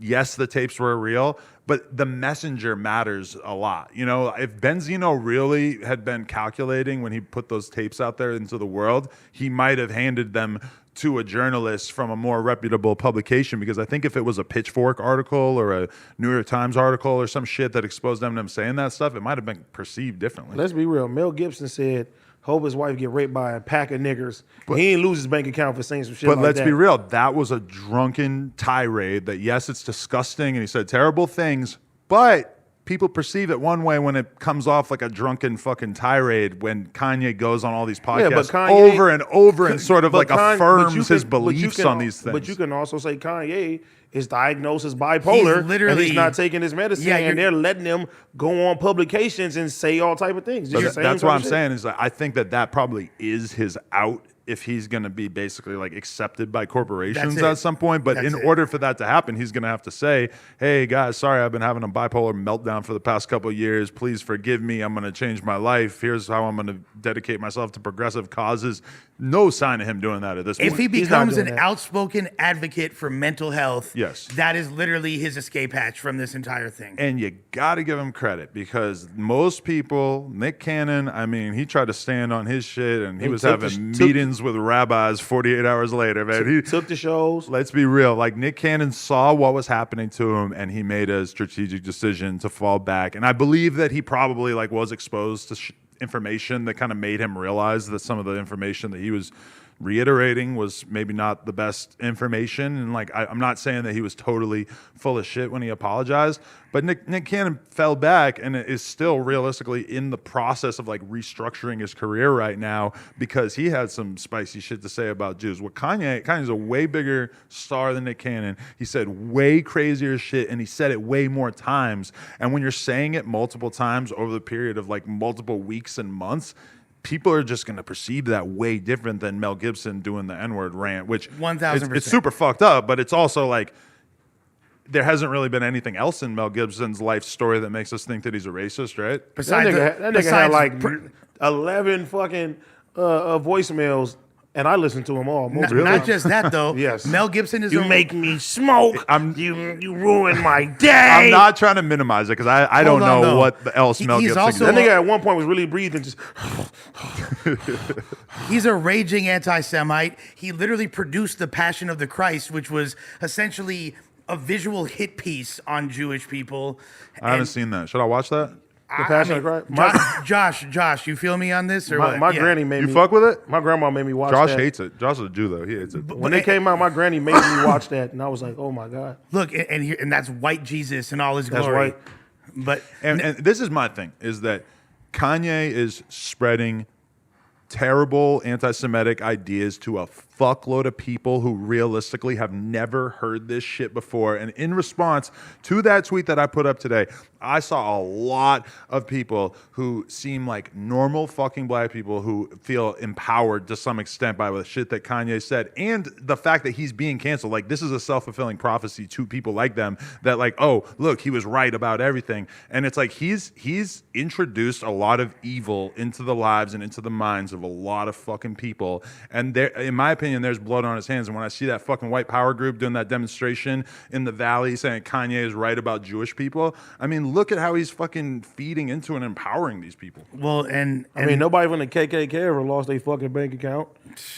And that's, they probably did. I'm going to be honest with you. I'm just saying, like, if the banks are aware of it, I'm pretty sure that kind of, because that shit happens all the time. You're acting like these white power sites, like the Daily Stormer, all are like blacklisted from the internet. They have to exist on. Nick Fuentes doesn't have a bank account. Exactly. Yeah. Here's the thing: like, a lot of what Kanye said, if he had just contextualized it differently, would have hit and resonated. And nobody would have given a fuck if he did the Drink Champs interview and he was talking about the New World Order and the globalists, which we all know is basically code that all these people use for Jews. But instead, he actually said Jews, which props for him for actually saying what he fucking meant. But that's the reason why he's in trouble right now. He didn't even say Zionist. He said Jews. Yeah. And here's the thing, though. Are Jews very industrious people that happen to literally run the fashion industry, the music industry, the banking industry? Okay, the Nick media? Fuentes. No. Lush Fuentes. Hold up. I need that Photoshop. Here's the thing. Yeah, I'm Nick Fuentes if he actually got some pussy in his life. Woo!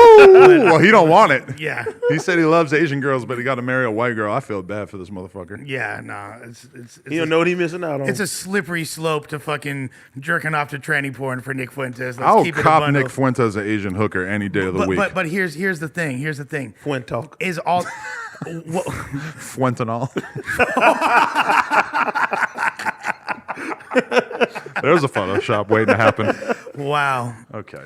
But the all that is true. However, what Kanye fucked up on is trying to imply that they have this nefarious intention and have this agenda of supremacy and suppressing, in particular, black voices, but anyone that goes against them and has a voice of dissension, which is clearly, I mean, that's a very dangerous line of rhetoric, which Jewish people have frankly seen before several times over the years. But he would have a good argument there if he was being canceled by the Jewish community for anything other than spreading straight up Jew hate on, massive podcasts. Like, he really is doing something that I feel like the vast majority of the civilized world agrees is fucked up. I mean, look at Pierce Morgan. He literally said, "You're being racist." He's like, "Yeah."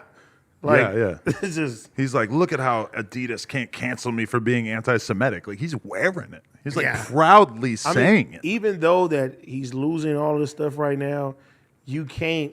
And Dave Chappelle showed people this. Like, you can't cancel Dave Chappelle. You can't cancel Kanye West because there's going to be people that are still going to rock with him no matter what. He's becoming the Black Trump, essentially. But nobody is denying that Kanye West could make tens of millions of dollars a year. It's like no matter what happens, I believe that he's going to be able to release music, put clothes out. We've seen tons of people, the comedians, whatever, they get canceled and they're still able to do shit. The problem is that Kanye at this point is in a different box than like a Louis C.K. Louis C.K. can still perform at these fucking massive arenas. I don't think those arenas are going to book Kanye West at this point in time. It's going to be like you're booking a fucking David Duke rally, and it's not. And it's going to take a while for him to get past that. And it's not like there's no venues, but he's going to be blacklisted from a lot of fucking venues at this point. He lost his agency, CAA. Yeah, that's what I'm But saying. most of the big venues are owned by AEG, Right. which is owned by a Jewish person.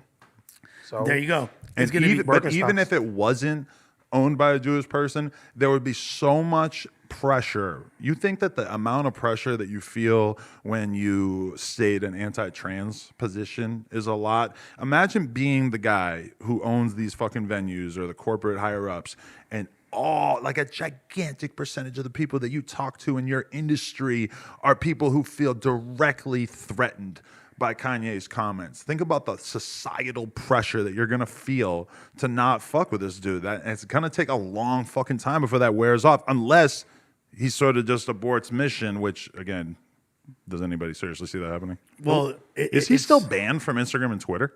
No, he still has an Instagram account. Does he still Is that- have a Twitter? I don't know if he still has access to it or not, but I know as of today because I was showing somebody the "good to hear from you, bitch" yesterday, which is amazing. which is still the best quote of the year. But the thing about Kanye and this line of rhetoric that he's spewing right now, it's what really made him start talking this shit. It was around the time he got deplatformed by Zuckerberg. And then all of a sudden, it's very similar to Hitler feeling threatened by, or Hitler feeling like the Jews in his art class got more pussy and attention than him. And then he started to, planted the seeds for his anti-Semitism. And then all of a sudden, But this is the thing, is that he's personalizing it. but there's an attempt by a lot of people to act like, oh, Kanye is just being canceled by the Jewish monopoly on our culture or whatever the fuck it is. It's like real regular people are being hurt by this shit too. Like I didn't even get a chance to watch it yet, but I saw that Casey Neistat's clickbait on his new vlog, or the theme of his new vlog is basically just him talking about how much he loved Kanye West and how hurt, which I believe Casey's Jewish. I can't remember. But either way, it's like really, really like hurt, like on an individual level. I think that like a lot of fucking Jewish people would share that opinion. And it's like, there's like a real effort to act like that doesn't matter. And like somehow like these people, because a lot of them have money or in a powerful position, it's like not atypical of every Jewish person's existence, but I'm it's sure like the Jonah Hill- stereotype. Jonah Hill's got to be pissed. Jonah right now. Hill is at the Santa Monica stairs doing cardio right now, mad Crying. as fuck. Because I met Jonah Hill there doing cardio. I don't know if that's actually something I should be sharing, but that was pretty tight. It's not like it's an AA meeting. He like showed me his phone and he's like, bro, like 90% of the time that I'm here, I'm listening to your podcast. Jonah Hill. I'm like, what the fuck? That's fire. I didn't even ask him for an interview. I probably You should have just- gone for it. Yeah, you should have. I used to sell him weed. Wow. Yeah, because he's a big sig pig. Back when his name was still He Feldstein. loves SIGs. Did y'all like his movie, the mid-90s? That was fire. That actually was a great Yeah. movie, yeah. He's dope. But yeah, no, absolutely. It's a shame, but at the same time, like you said, the scariest part of the whole thing is him being deplatformed at this point and silenced validates his argument in the eyes of all the people that are going to blindly follow him. Right. But I do wish there was the same energy when people were doing this to black folks as well. Can we talk about how annoying the fucking conversation with T-Row was this morning? Today was the first day That you really like that saw it for what it was? I usually purposely like to go against you Mm-hmm. with T-Rail, but today I was like, I gotta side with Adam today. He don't mean half the shit he says. He's just Yes, trying he to. does mean half the shit he can't. says. He T-Rail can't. had a tweet where he said something nonsensical about how Adidas is worth 13 or $20 billion and Kanye is worth $11 billion. Which is not true. Which is ridiculous. He was worth like $1 billion or $2 billion before all this, and Forbes right now has him listed at $400 million. I don't know where all this will settle, but his wealth is definitely taking a fucking dive. And either way, it's just not worth $11 million. Either way, or $11 billion. But either way, we bring this up in the group chat, and it's like there's a real T-Rail thing. It's a tick, I guess, if you will, where if a famous black man gets in trouble for something, like he did it with the Will Smith thing too, is that he will just like refuse to have any conversation besides arguing that they're fine, they're not really canceled, none of this is real, Kanye can still make money. And it's just like, what are you talking about? Obviously, we all know that he can still make money. That's not the thing that we're talking about. We're talking about if his career is going to be massively damaged by this. I just think he just Right. likes to troll you. You I seriously think that though? He was doing it to you too. Today we had a back and forth, but I think like he gets off on just arguing with everybody. I think if he wants to really be like great at talking on camera, he should avoid falling back on this like crutch that he kind of leans on, where he like sort of refuses to have real conversations, and like if he feels like he's being proven wrong on anything, he just either pivots to like humor or just like saying he doesn't care. And it's like that. This should be about figuring out what's true and what's good and what's real. I feel like he's just a fire starter in general. He likes to he just is. stir shit up. You love shooting him bail. Like he's the one that I mean, he stirred up so much of the different office funk from the almighty shit he stirred up. I saw you and Josh talking about the fact that he basically is like the reason for all the office beef, or not really like office beef, because what's weird that people don't realize is that if you come to the No Jumper office, there's like no sign of any tension between No. anybody ever. No. Besides, like all the employees get along totally fine. There's like almost never any issues. And then they like kick it outside of here. and even the hosts, it's like, do we have like little confrontations and stuff? Yeah, but it's really not like that crazy. I would say that I wouldn't say that he purposely stirs stuff up. I think like he's the one that calls out the obvious is that people won't talk about. So if I got a problem with Josh, he'll get on here and be like, "Oh yeah, you don't like Josh," and then it opens up the conversation, and then everybody. So he calls out the bullshit a lot of times. But you don't think he like does it because he derives some kind of pleasure out of seeing I don't- everybody uncomfortable? Listen, I call the homie grimy all the time. but 100%. I don't describing think that pot he's stirring, by the way. Huh? You're describing pot stirring, which is exactly what he no. does. Yeah. I just say Pot stickers. I think he likes to just call this shit out, and instead of like I don't think that he's at home like today I'm gonna try to start beef with Lush and House Phone. But I think let he- me he- try to do this. I don't He think calls he's doing out a it. lot of stuff that's not even real stuff, though. Like just for the purpose of like stirring an imaginary pot to create something, which just leave me out of it. But like, He's definitely gonna dish you tomorrow. but the whole thing is that he just kind of has like a disregard for the truth in a lot of the arguments that we end up having, where it's like he'll blatantly be proven wrong on something and just refuse to cede any ground, and he'll just dig himself a hole where he just seems more and more wrong to the point where like nobody even wants to have the argument anymore. But then he'll succeed eventually and be like, "You got me there. But this You're is the right thing. about this point." If you want to have a dumb conversation like that on the podcast for content, that's kind of one thing. Like somebody taking the devil's advocate side is one thing on the podcast, but in the group chat, it kind of like prevents the conversation from reaching interesting points when like the basic facts are being called into question, like the Will Smith thing or like this thing, where it's like it's so obvious that everybody can tell what happened. Everybody can tell that this is bad. That's not something we should really have to talk about. But instead, we all end up talking about that instead of like digging deeper into it and talking about something with more substance. Now, would this be a bad time to mention that since Adidas dropped Kanye, Adidas stock has significantly dropped as well?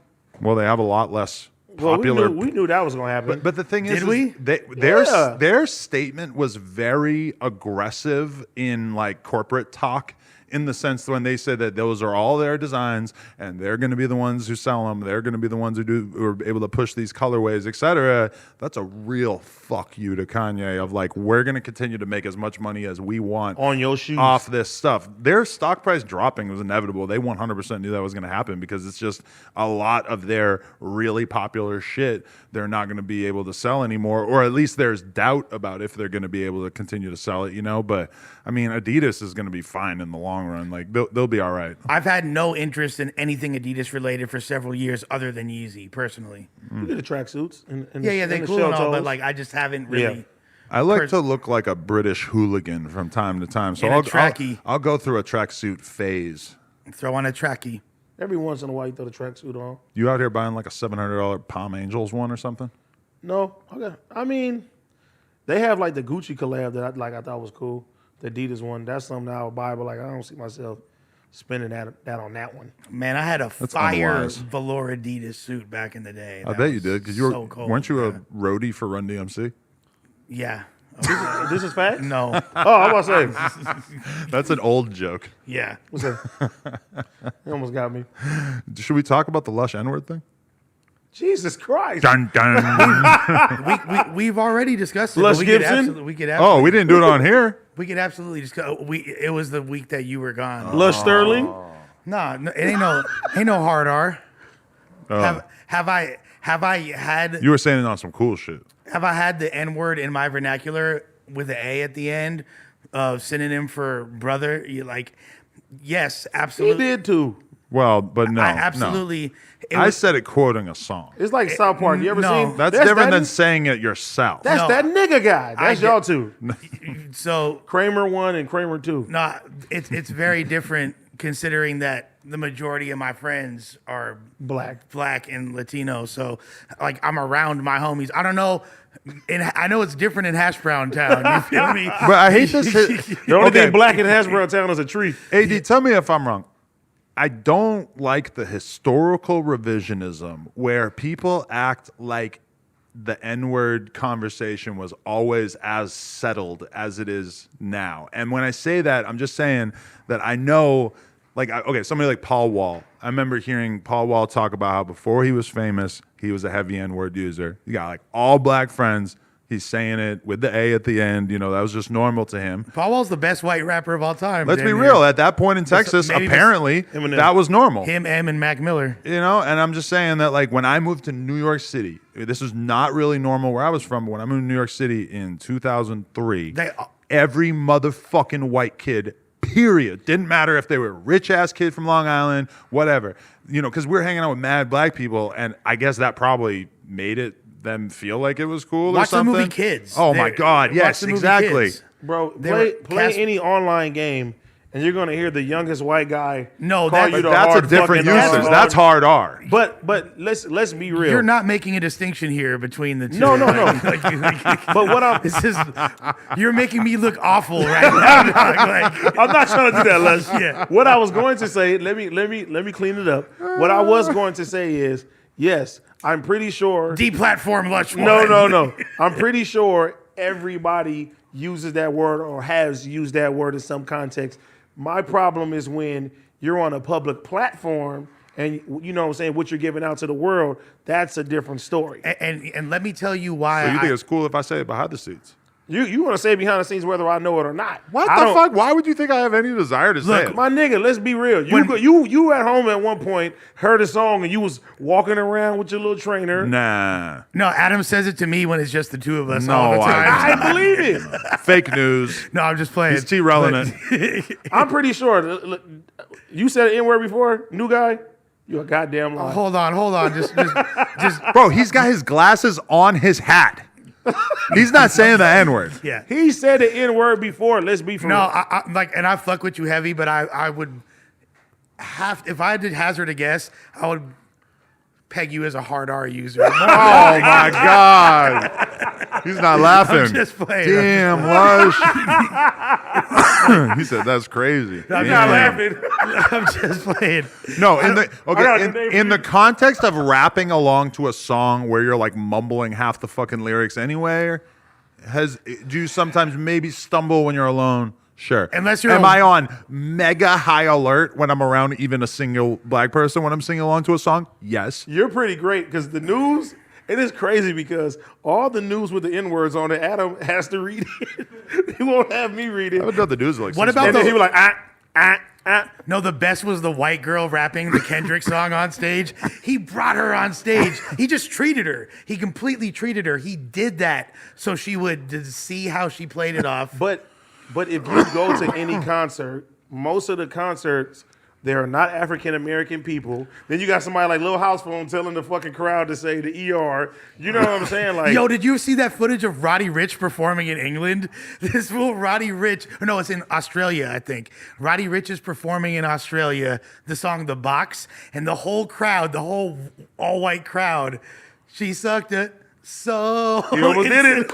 I did not almost do it. Very good. Now, let me explain to you Almost went back to his old ways. why. Let me explain to you why. Like my partners don't have a problem with me saying it for the most part. Because you're the type of person who also says partners. I would say partners. but Lush, like, The word has multiple R's in it, Lush. in the, Yeah, hard R. Hey, there's Yeah. a difference. but We know. Lush, unless you told me that you weren't black, I would kind of think that, like, don't take this the wrong way. Yeah. Like, the way you look could go either race. It's the nicest thing anyone's ever said to me. You think he's like a DJ drama? I just like, if Lush was saying it and I seen him around, like, I don't think that I would look at him and be like, okay, I would think that he has something. Bro over there, like, nah. Would you be can't get surprised if you saw a picture of Lush when he was younger and he was black? His, like, just- He just got vitiligo. I got his skin got bleached. I had the Sammy Sosa surgery. Look, here's the thing. I think there's a lot of meme potential there, guys. Yeah. I'm Yeah. crying. Now, if you listen That's a good sign. Kendrick new album, he has a line up in there. where he About said- Lush? He said Lush could say the N word. No, he said, the end of it, he said, You're faggot, boo. Lush That's could say the Kendrick's N word. flow. He said that. he said, faggot, we can say it together, but only if you let a white girl say nigga. And that's how he ends it. You know what I'm saying? Right. And then he wins a Grammy for that. Amazing. But no, Let no, the white he- girl say it. I love Kendrick. Amazing. Oh, what about the T Grizzly bar? He said, he said, great granddaddy was a slave, I admit it, but they cop so much dope, I let my white boy say. And I was like, yo. What about the great Twisty P? I shoot niggas for fun. I shoot for fun. What's up with him right now? We need a status update on Twisty P, Y'all are dog. gonna hold on though, but I need to clean this up. Or Remember else when he this- got tacked out? Lush. No, Okay, go ahead. I just need to, I like- would have never brought it up, No, but and I don't care because David Russell, though. I've stood on this before. Yeah, David Russell can have a field day.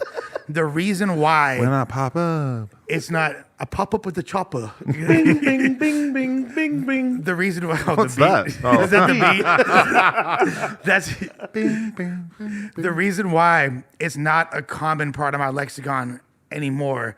One, You're white. 40 years old. It just like And you're kinda, white. it kind of hits a little bit different.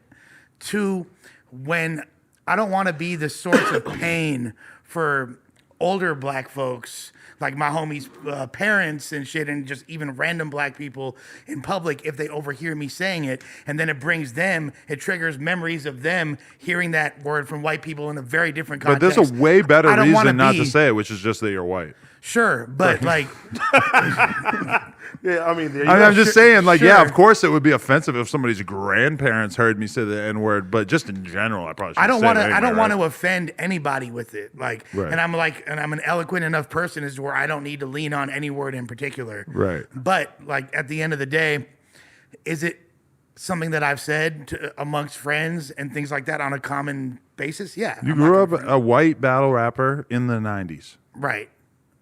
Hanging around a lot In of. the, You yeah, had a lot of spicy Minorities. influences. in them sections of Los Angeles and the world at large. So, You were a yeah. white John style white guy. Yeah, I fucks with White John heavy. Like You there's know, I'm the white girl. Nobody's giving white John a hard time about saying it.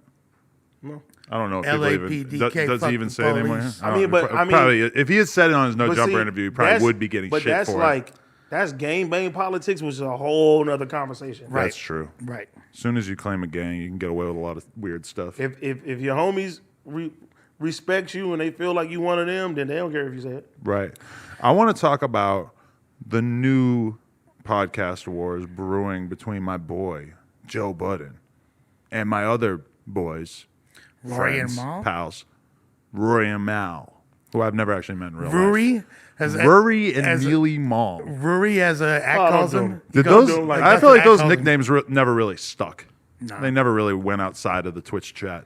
But anyway, so basically, Mal and Joe have been going at it, and Mal's like most recent little tirade against Joe, which got cut up into a nice little nifty TikTok reel short Nifty on 50s? that I saw on Twitter, is basically Mal saying that it pains Joe. What was the phrasing he used? I wrote it down just so I wouldn't forget. He said, Mal said it pains Joe Budden that every time he pays for pussy, that he knows that Mal is responsible That for was a nice chunk of the hilarious. money that he's spending right there. This is my He problem. said with he this. said the dollar bills he throws in the air should have my face on it. Listen, Is what he said. I don't believe that Joe Budden would ever pay for pussy. Not my Joe Budden. Look No at the way. collection. I don't believe it. Look at the collection of bitches that Joe Budden. His Pokemon cards are immaculate. Right. for sure. Like, come on, bro. But Gloria Velez to hear like that. But in fool- order to get there as a man, you still got to pay for a lot of pussy along the way, right? for sure. Yeah, I mean, I mean, I don't hold that against I him. mean, everybody pays in some type of way. Right. I don't think that he's literally go getting escorts. You know what I mean? Joe Budden's been knocking him down on his own volition and by being a dude that bitches find attractive for many, many moons now. in this house, we don't look down on men who pay for pussy. We encourage it. You see what Kanye said? Besides everything he that's buys, going he on buys, right now. What did he say? He said He he, said he he- buys bitches houses. houses Oh, yeah, and right. Birkins and stuff like that. Like, And he in said, I just like comparison doing to rich that, shit. That's giving a- him like $500 to fuck with a condom in the back of the strip club, I mean, That's a seems great. pretty modest. And then he's has a song about not fucking with gold diggers. And this is a great lesson for him to bestow about fiscal responsibility to the younger generation that looks up to him. Thanks, Ye. When I was leaving the Joe Budden podcast after our little feud, it was all smiles afterwards, just so people know what the feel was. Joe Budden was going to the strip club, so that part of his life is still very much alive and well, and it's making me wonder, like, am I fucking up? Am I missing out on something because this is something that I never A did? lot of the main, I mean, let's be seems real. miserable, A though. lot of the, He seems absolutely miserable. He had a whole entire mixtape series called Mood Music. That was like 20 years ago. No, but he's still like he's a very brooding, emotional. You talk about shit from 20 years ago like it was yesterday, which is why I know That's a long you're time just ago. as old as me. But it doesn't matter. It's not about the good time old period. yesteryears. But I think he goes to the strip club because that's one of the few No, things he but finds some, joy in. Some niggas He's been like doing the that. strip club. Yeah. I know guys who love the strip club. I think That's their thing. the thing that I get out of sitting on the couch and watching a 3-hour Trap Lord Ross documentary, to me, honestly seems like what Joe Budden probably gets from sitting in the strip club, throwing a couple G's or whatever. I gotta go to the strip club with him because I want to see what his style is. Because I never got into like a good strip club rhythm, you know. Like I would always have homies who went to the strip club, so I would like tag along with them and see how they were playing the game and how much money they spent and what they were doing. I never ever really went to the strip club with no like balling ass people. Besides going to 11 with Lil Pump one time. It's smart I could break it down for you. There's a lot of different levels to this. I want to know what Joe Budden is doing in there. Is he getting lap dances? Because I just imagine him like sitting the girls down and just kind of interrogating them and like pressing them to like admit that they've like got a lot of issues going on and So he's like Sharp on the podcast, yes, essentially. yeah. I imagine him just kind of like psychoanalyzing the chicks in the booth, and I want to know if that's real or not. There's a lot of women who like going to the strip club. They like getting lap dances from the strippers. They like giving money to the strippers too. They enjoy that shit. And then too, for artists, it's smart for artists to go to the strip club and spend the money because you get a rapport with that. But he's not an artist anymore. He's a podcaster. Not only that, I'm just talking about in general. And what strip clubs does he go to? Because I feel like there are strip clubs that are like Starlets, network strip clubs, and then there are strip clubs that are like perv strip clubs. He's going to Starlets probably. That's like the top of the top. I feel like some of the best looking women in any of these strip clubs. If I had to guess, Joe Budden just appreciates the ambiance, and he's just there chilling like it's a regular, like, I'd rather go to the strip club than the club and be with a bunch of bottle service lames. And see, you know what I mean? Like, some people feel that way. Me personally,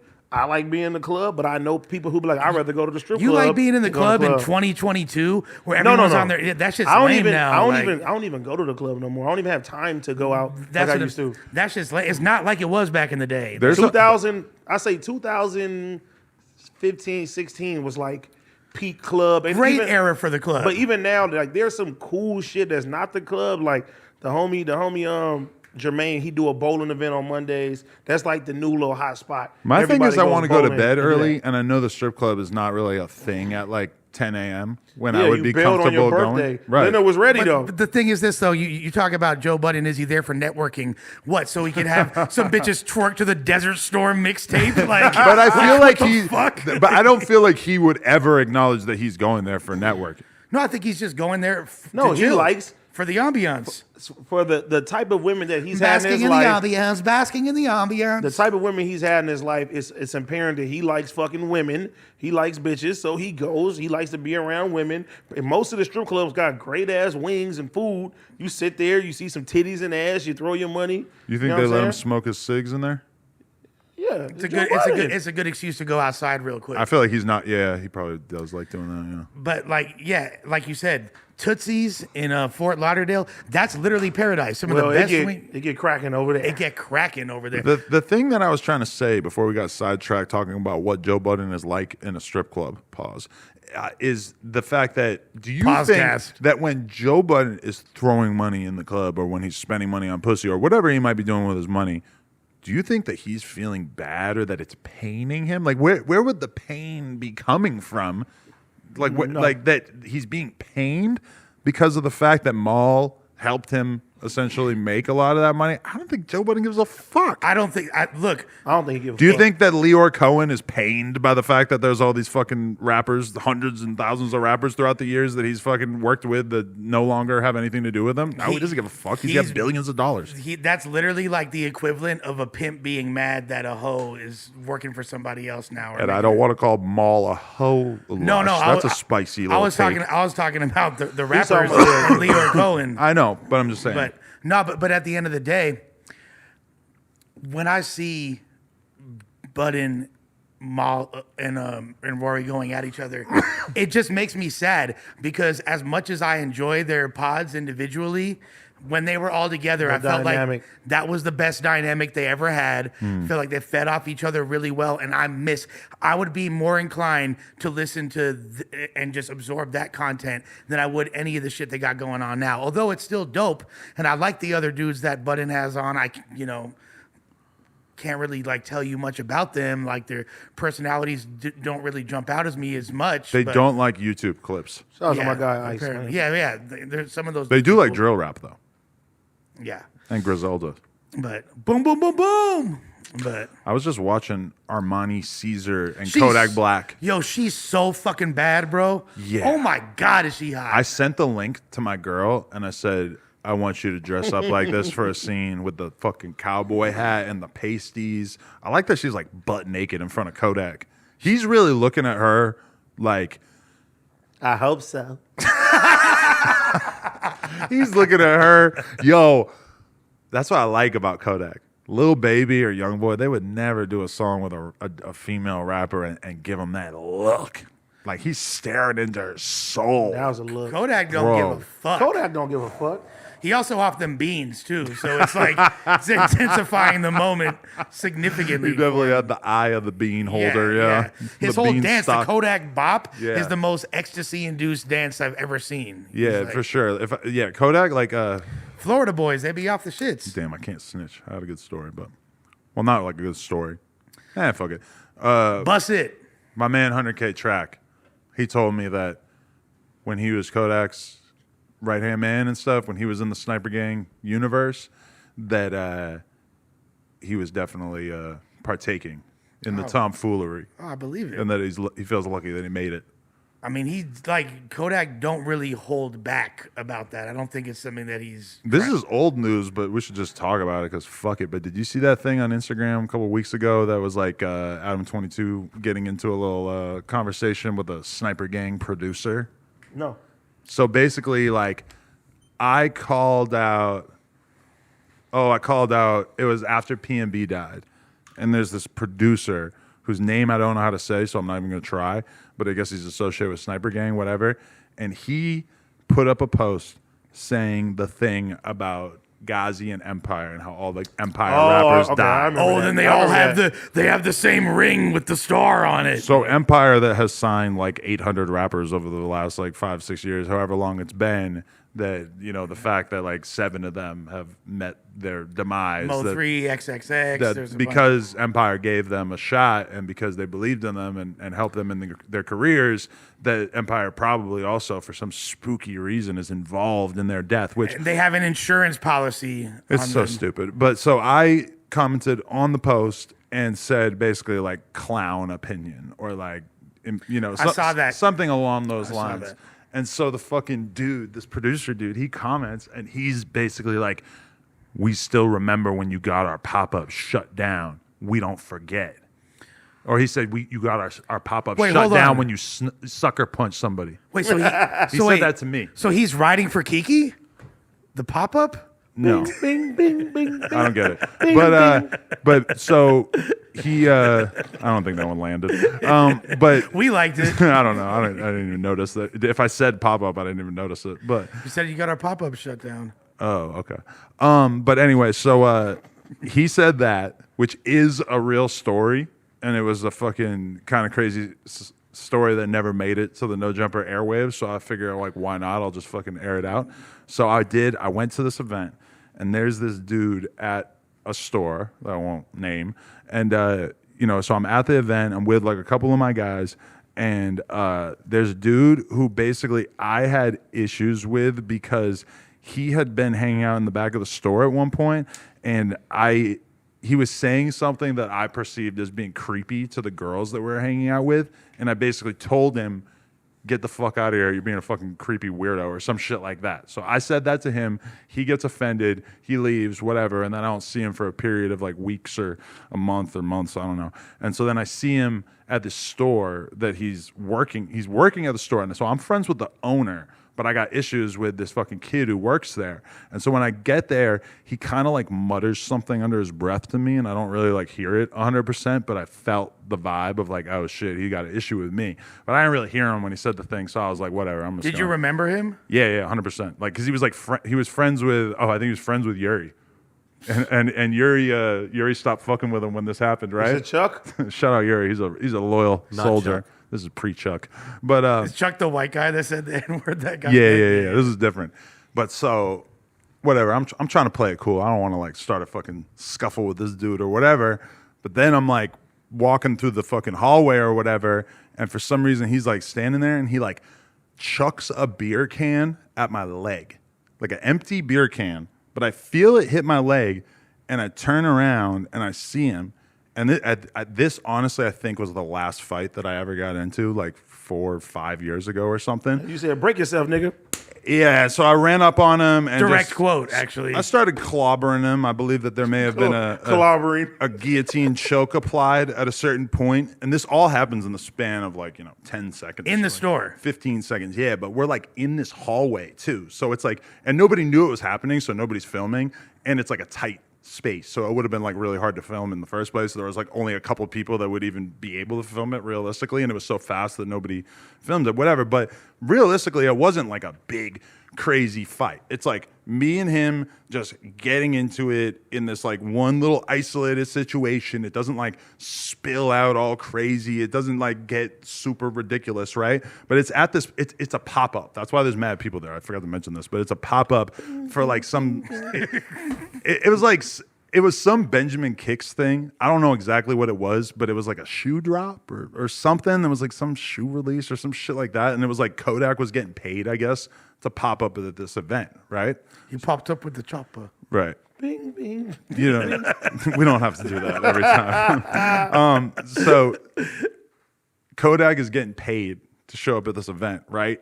And so they just cancel the whole event. As soon as I get into the situation, like they just fucking cancel the whole fucking thing, even though it's like nothing. Like they tell the dude, like, just leave. Did he tap out, or like how did it end, the fight? They just, somebody breaks it up, whatever, and then like nobody really got fucked up that Was it bad. Like I Josh? punched him in the face like once or twice, and then it just gets broken up, and that's it. And it's like, But you were putting mitts on him, essentially. and I put him in a guillotine choke at one point, yes. Yeah. And so whatever, I'm not. It didn't go far enough for it to be like a super crazy like bloody fight. You know, it was like literally like 10 seconds, like a fight in a bar where it's crowded enough that it just gets broken up right away, right? So I thought it was pretty crazy that the event got shut down, to be totally honest, especially since like as soon as they told him to leave, the whole thing is diffused. It's over. It's Yeah. nothing. But it's still, it's like the fucking dude who owns the store, who is my homie, and it's his store, so he can do whatever the fuck he wants. But he just is like, no, whole event's shut down. It's canceled, whatever.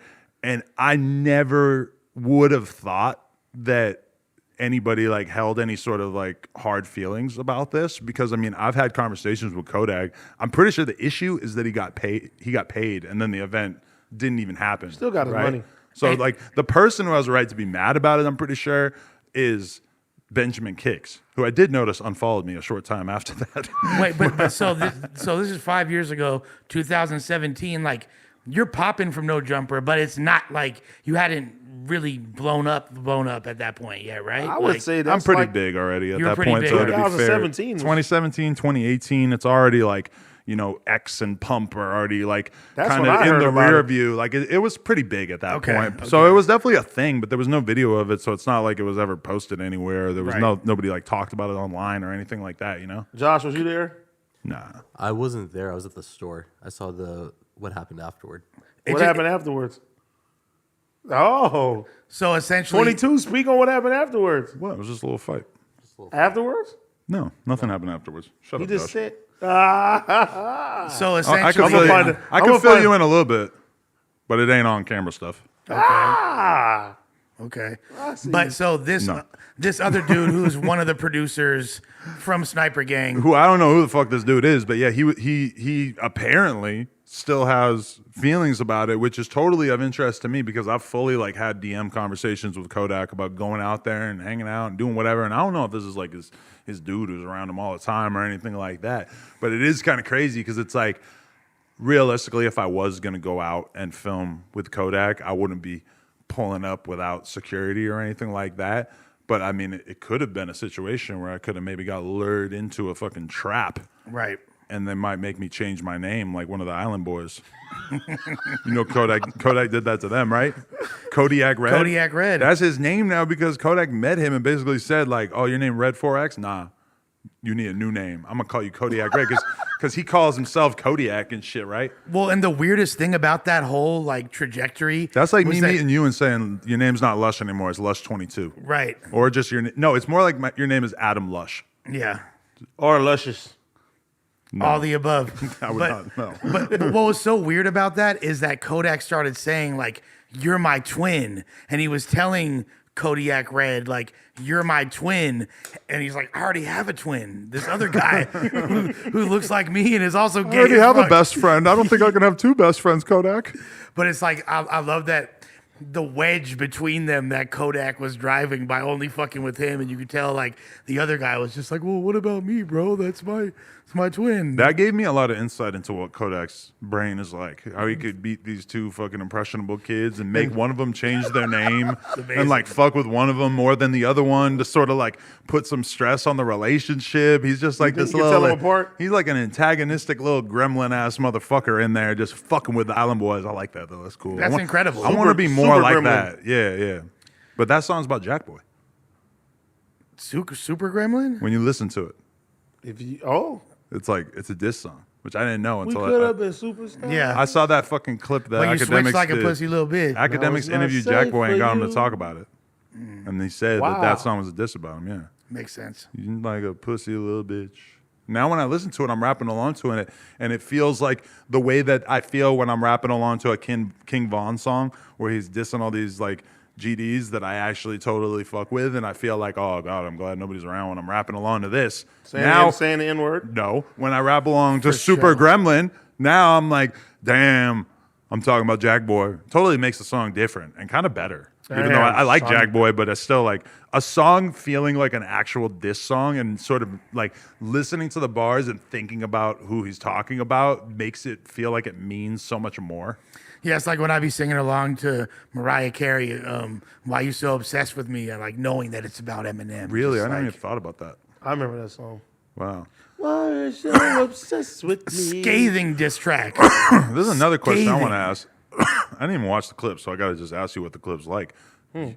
You called into Milk 7-4 Oh, and you wild out on him because he said you were a stripper? I didn't wild out on him. I just had I to, didn't see it yet. How, I just- how gnarly did you get? No, I just had to, I just had to speak my piece. He said, I ain't never been a stripper, cuh. No, I'm just saying, like, I just felt like from day one, I was, and I always like, you would say shit about him. I would never speak on him. I never said anything bad about him. And I just felt like he started trying to attack me. And then it's one thing to say like, oh, you ain't from where you from. And then to say that you're a stripper. And, he said that the reason he said that was because of you made a joke about the right track. And I was like, nigga, I told Adam about a male strip club called the Right Track, and he joked and said that I used to work there. Such a lie. He knows that you didn't fucking work there. That was me publicly expressing my fantasy about the fact that I wish you were a stripper. Yeah, but when I Pause. Can we say it there? it's like this is you'll get used to it. He just does this. He does this. No, but when I said that, he didn't argue. He didn't do nothing crazy. He said, my bad. He said he'll take the video down and he shouldn't have did that. It's all love. But you see the pattern where it's like the same exact thing where he like showed up at the office wigging out, acting like he's some crazy ass dude, and then as soon as you pull up outside, he's like, "Oh, I'm sorry, AD. I be tripping. I be making mistakes. I'm still new at this." It's like the same exact thing. He goes out, he makes all these videos saying that you were a stripper, and then as soon as you say something about it to him, he's like, "Oh, I was confused. Yeah, I was thinking that Adam was being serious when he was trolling." I just think that we all get caught up in this fucking YouTube clout war and all that. We all do that shit. And when he was saying that, if he honestly believed that he heard that and he said that, that's cool. If he apologized for it, he said he was gonna take it down. I ain't got no problem with him no more. You ain't gonna hear me say nothing bad about the nigga. I ain't making no videos about the nigga. As far as I know, he cool with me. I'm cool with him now. Now the next question is, How are do you you down? feel? Yeah. Yeah. Are you down to reconcile with him at any point? And I think you should. Nah. This shit ain't. Listen, Adam. This shit is not that serious when you really break down to it. And I get how he probably makes more videos about you than anybody ever. I get it. but- Occasionally, I see a thumbnail. Here- I don't here's the- click. I don't click. I think like with AD, you were probably the most upset because you felt like you had extended yourself for that dude and tried to be cool and been neutral in situations. And that was the only reason why, because I'm like, damn, like, I stayed out of it and I still got put in it. You And stayed then my out of it when character- he was doing the most custer ass shit imaginable, when he fucking basically like completely lied and misrepresented what happened at the office and misrepresented the conversation that you and him had, and you pretty much like just totally gave him a pass on that and didn't really like get angry about the fact that he was totally misrepresenting that encounter. Well, from day one, Smack has always spoke highly on him. Smack is my guy. Smack is actually the one who put all that stuff together, because let's be real. He said some shit to T-Rail that to me was unforgivable. T-Rail said some shit to him that I think was unforgivable. He said some shit. We all said some shit. But it's the exact same shit as the thing with the king of content, where he's coming out making videos about him, sending around paperwork, doing everything under the fucking sun. And then as soon as T-Rail brings it up to him, it's like, oh yeah, I ain't doing that anymore. I ain't making videos about him anymore. I ain't sending out his paperwork anymore. It's like, do you stand on anything? See, but like how I look at everything is like, listen. They also from the same section. So He definitely got a good advocate in you. But No, it's not. You're holding him down. It's not even about. It's not even about being no advocate. It's about, at the end of the day, bro, there's so many other battles that we can be fighting. And like, honestly, in my life right now, I don't have the time to be sitting there mad at nobody on YouTube and getting upset. And I got too invested in the content that he was making about me to where I really got mad. That was going, you know what I'm saying, turn to some other shit, you know what I'm saying, potentially, that I don't need to be doing no shit like that. So if a man can sit there and tell me my bad, and he means that, and it is what it is, then guess what? I respect that shit. Let's move on and keep it pushing. I feel that don't like- mean that we got to be best friends. That don't mean that we got to hang or film content or do anything. He's not coming to the penis houses? I feel like Pause. it's obvious that he doesn't understand, or at the time, especially when he was kind of new to YouTube, didn't understand the nuances of the way like the interviews and all that shit work, and was just kind of new to the whole world. I feel like if you did have a dialogue with him, he would probably stop all negativity and y'all could be on a positive. I don't need to be friends with everybody. No, I got but- plenty of friends. but that's what I'm saying. You don't have to be friends, but at least be to the point to where it's like, all right, this shit ain't that serious. It's just playing around work. Because even like right now, spoiler alert, you feel me? I'm about to have a conversation with Charleston White soon. You know what I'm saying? I don't know how the shit's gonna go, but I'm open to sitting there having the conversation. And I didn't say I was gonna set the nigga up. He didn't call me all type of shit. We done went back and forth. But as men, if we could sit there and come to an understanding, at the end of the day, I'm all for it. This is the thing, is if I were going to be on good terms with somebody, it would probably involve some passage of time in between them making a bunch of videos about me saying like the craziest shit imaginable about me, for sure. Because I am not really that vengeful of a person or vindictive of a person. I don't think you are. Like a lot of people No. saw me in the fucking New York City vlogs, and there's like a YouTuber, BMX dude, who I was kicking it around and everything was cool. And there was a fight video with me and this person back in the day on Melrose. And to be honest, like, when I saw this person after not seeing them for mad years, I just shook their hand and I was just like, hey, how you doing, man? Like, good to see you. Because what we beefed over back in the day was so in the moment. It was such a stupid little like, oh, you're talking shit, like whatever. It was not about anything that serious. So it was easy for me to, like 5 years later, seeing them to just be like, whatever, dude. Especially with all the success you've had, right? Yeah, especially I barely can remember what that shit was about, which is like, the passage of time just kind of does that and just makes everything feel stupid. And it's like, oh, you're friends with my friends. I guess that means that like I don't need to fucking make a big deal about being around you. Even like today, I seen 22. Shout out to Sada Baby. Sent you a yeah, I tweet forgot today, about that, yeah. and he said, I don't want you to get a response back. I just want to let you know that I apologize for what I said to you, and you like it's all love. I appreciate him saying that, because that was like a kind of weird stalemate that we were in, where it was like we had this whole little kerfuffle. Is that a word? I don't know. Josh, Google kerfuffle. But then, and it's like he's standing on his perspective, which is that basically we put something out there that we knew was going to get a negative response, which I guess is fair. Kerfuffle, a commotion or fuss, especially one caused by conflicting views. Fuck yeah. Sada Baby deserves a word like kerfuffle. Anyway. Already, David Russell.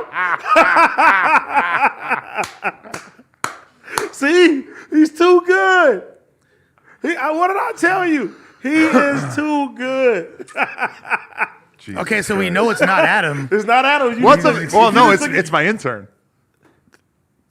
Those guys been kind of quiet over there. Because They're like, let's upload it. But think about it. See This their- is like what people always accuse like Candace Owens and all these fucking political YouTubers of doing, of like basically being funded by like right-wing think tanks. Like people are always saying like, oh, Ben Shapiro gets all this money from all these groups to basically like fund him making content that challenges the left or whatever. So like maybe I could just start funding the David Russell experiment to like do psyop shit and like paint a picture of stuff. Back to Sada Baby.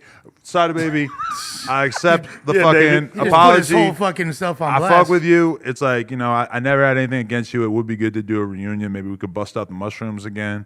But Classic times. yeah, so No, but that's what I I'm saying. appreciate him saying that, you know. No, but I'm saying, like, do you think that you and Milk can get to a point in any type of situation to where you're like, all right, Yeah, it would just involve like the passage of time or maybe him acknowledging that he was bugging in the first place. But I don't know if he feels like he wants to do that. But I mean, I'm clearly not the one antagonizing the situation. Even in this conversation, I might have called attention to some things that he basically backpedaled on, but it's not like I have done any personal attacks in this, which I don't think would at all be the case in whatever video he's obviously going to make responding to this at some point because his content's so Bro, insanely predictable. it's so- Just take 7.4 seconds to get your mind right. That is what I'm doing.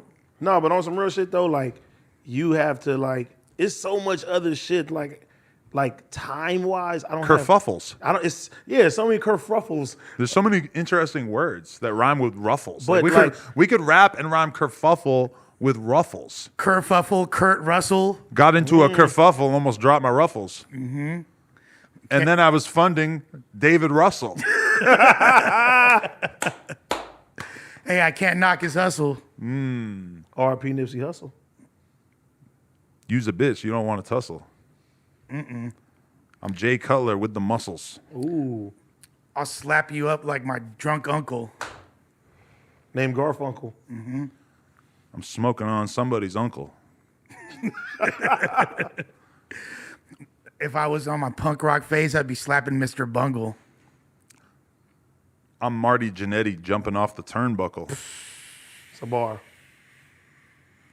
I'm so fat I'm busting through my belt buckle. I got too much bread, my pants won't buckle.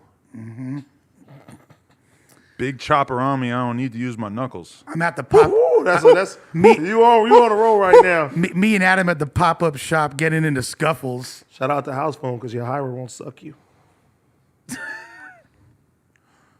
You scared of milk's fade. You out here trying to duck foo. Duck food? Man, fuck you. Well, I'm not a stripper, but I do know some kung fu. Wait, stripper? Oh, shit. Okay, wait a second. 80, I used to think you the man. You used to run some different scams. Then I got confused because you started stripping at Sam's. Nah, it was the right track. Lush, I'm trying to put you on the right track. I need a good producer in my corner for the right track. And both of y'all say N words. Y'all really trying to bring the white back. Adam 22? Man, I'm in the office like Michael, but I'm trying to bring the white back. Adam I'm trying to do a pod with Kanye. He trying to bring whites back.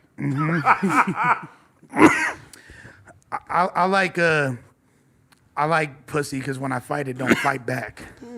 I fuck with Kodak because we both like a dyke with a nice back. I know I can't talk about meth, but I used to smoke the nice batch. I'm fucking young M.A. long as she got a coochie.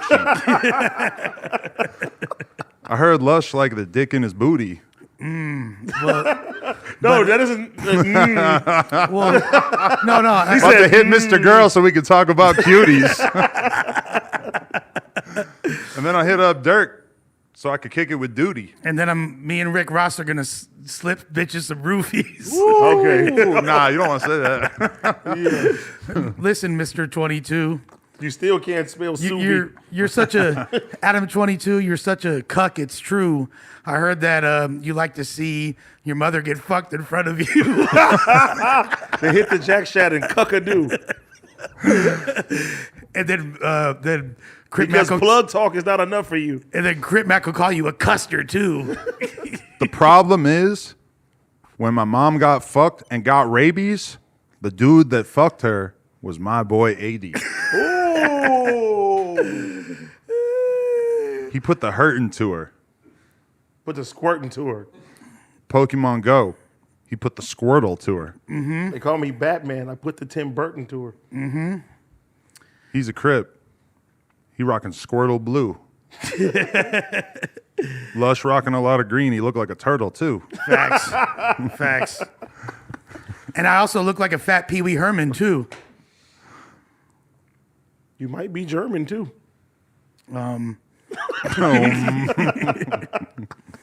But you look like the last waiter that served me food. And you look like one of the Nazis in higher learning, fool. Man, I'm fresh. About to go fig and serve some dudes. And then I'm going to catch your bitch on the rebound like Turkaloo. And I might go to plug.com and see some nudes. I might watch Family Matters and jerk off to Urkel too. God damn. Any type of jerk will do. And I'm a... And I'm gonna eat Laura's pussy. I'm talking Laura? about. Hold on. We're talking about Laura? Urkel. Whoa, Laura's not going like We're this talking one. about Urkel. Okay. Urkel's bitch Laura. Okay. Come on, fool. Hey, I'm about to say, you took us too far, Lush. and I ain't saying I robbed Duno when I say I jerked a foo. All right, we out. NoJumper.com. Get tickets for our LA show at the Novo. No homo. Josh working for the Popo. Damn it, I'm going to be rapping the whole way home now. And Lush is on the flyer because bitches bounce on my dick like a Lolo. Woo. He off the meth. His mood up and down like a yo-yo. And AD's weight is looking like he just ate a bunch of ho-hos. And you look like every day of your life you're a hobo. The reality is every day of my life I'm selling cocoa. I got your bitch playing my dick like a guitar solo. Ooh. I heard you let Saucy Santana hit and you kept it on the low-low. Ooh. That ain't my bro. All right.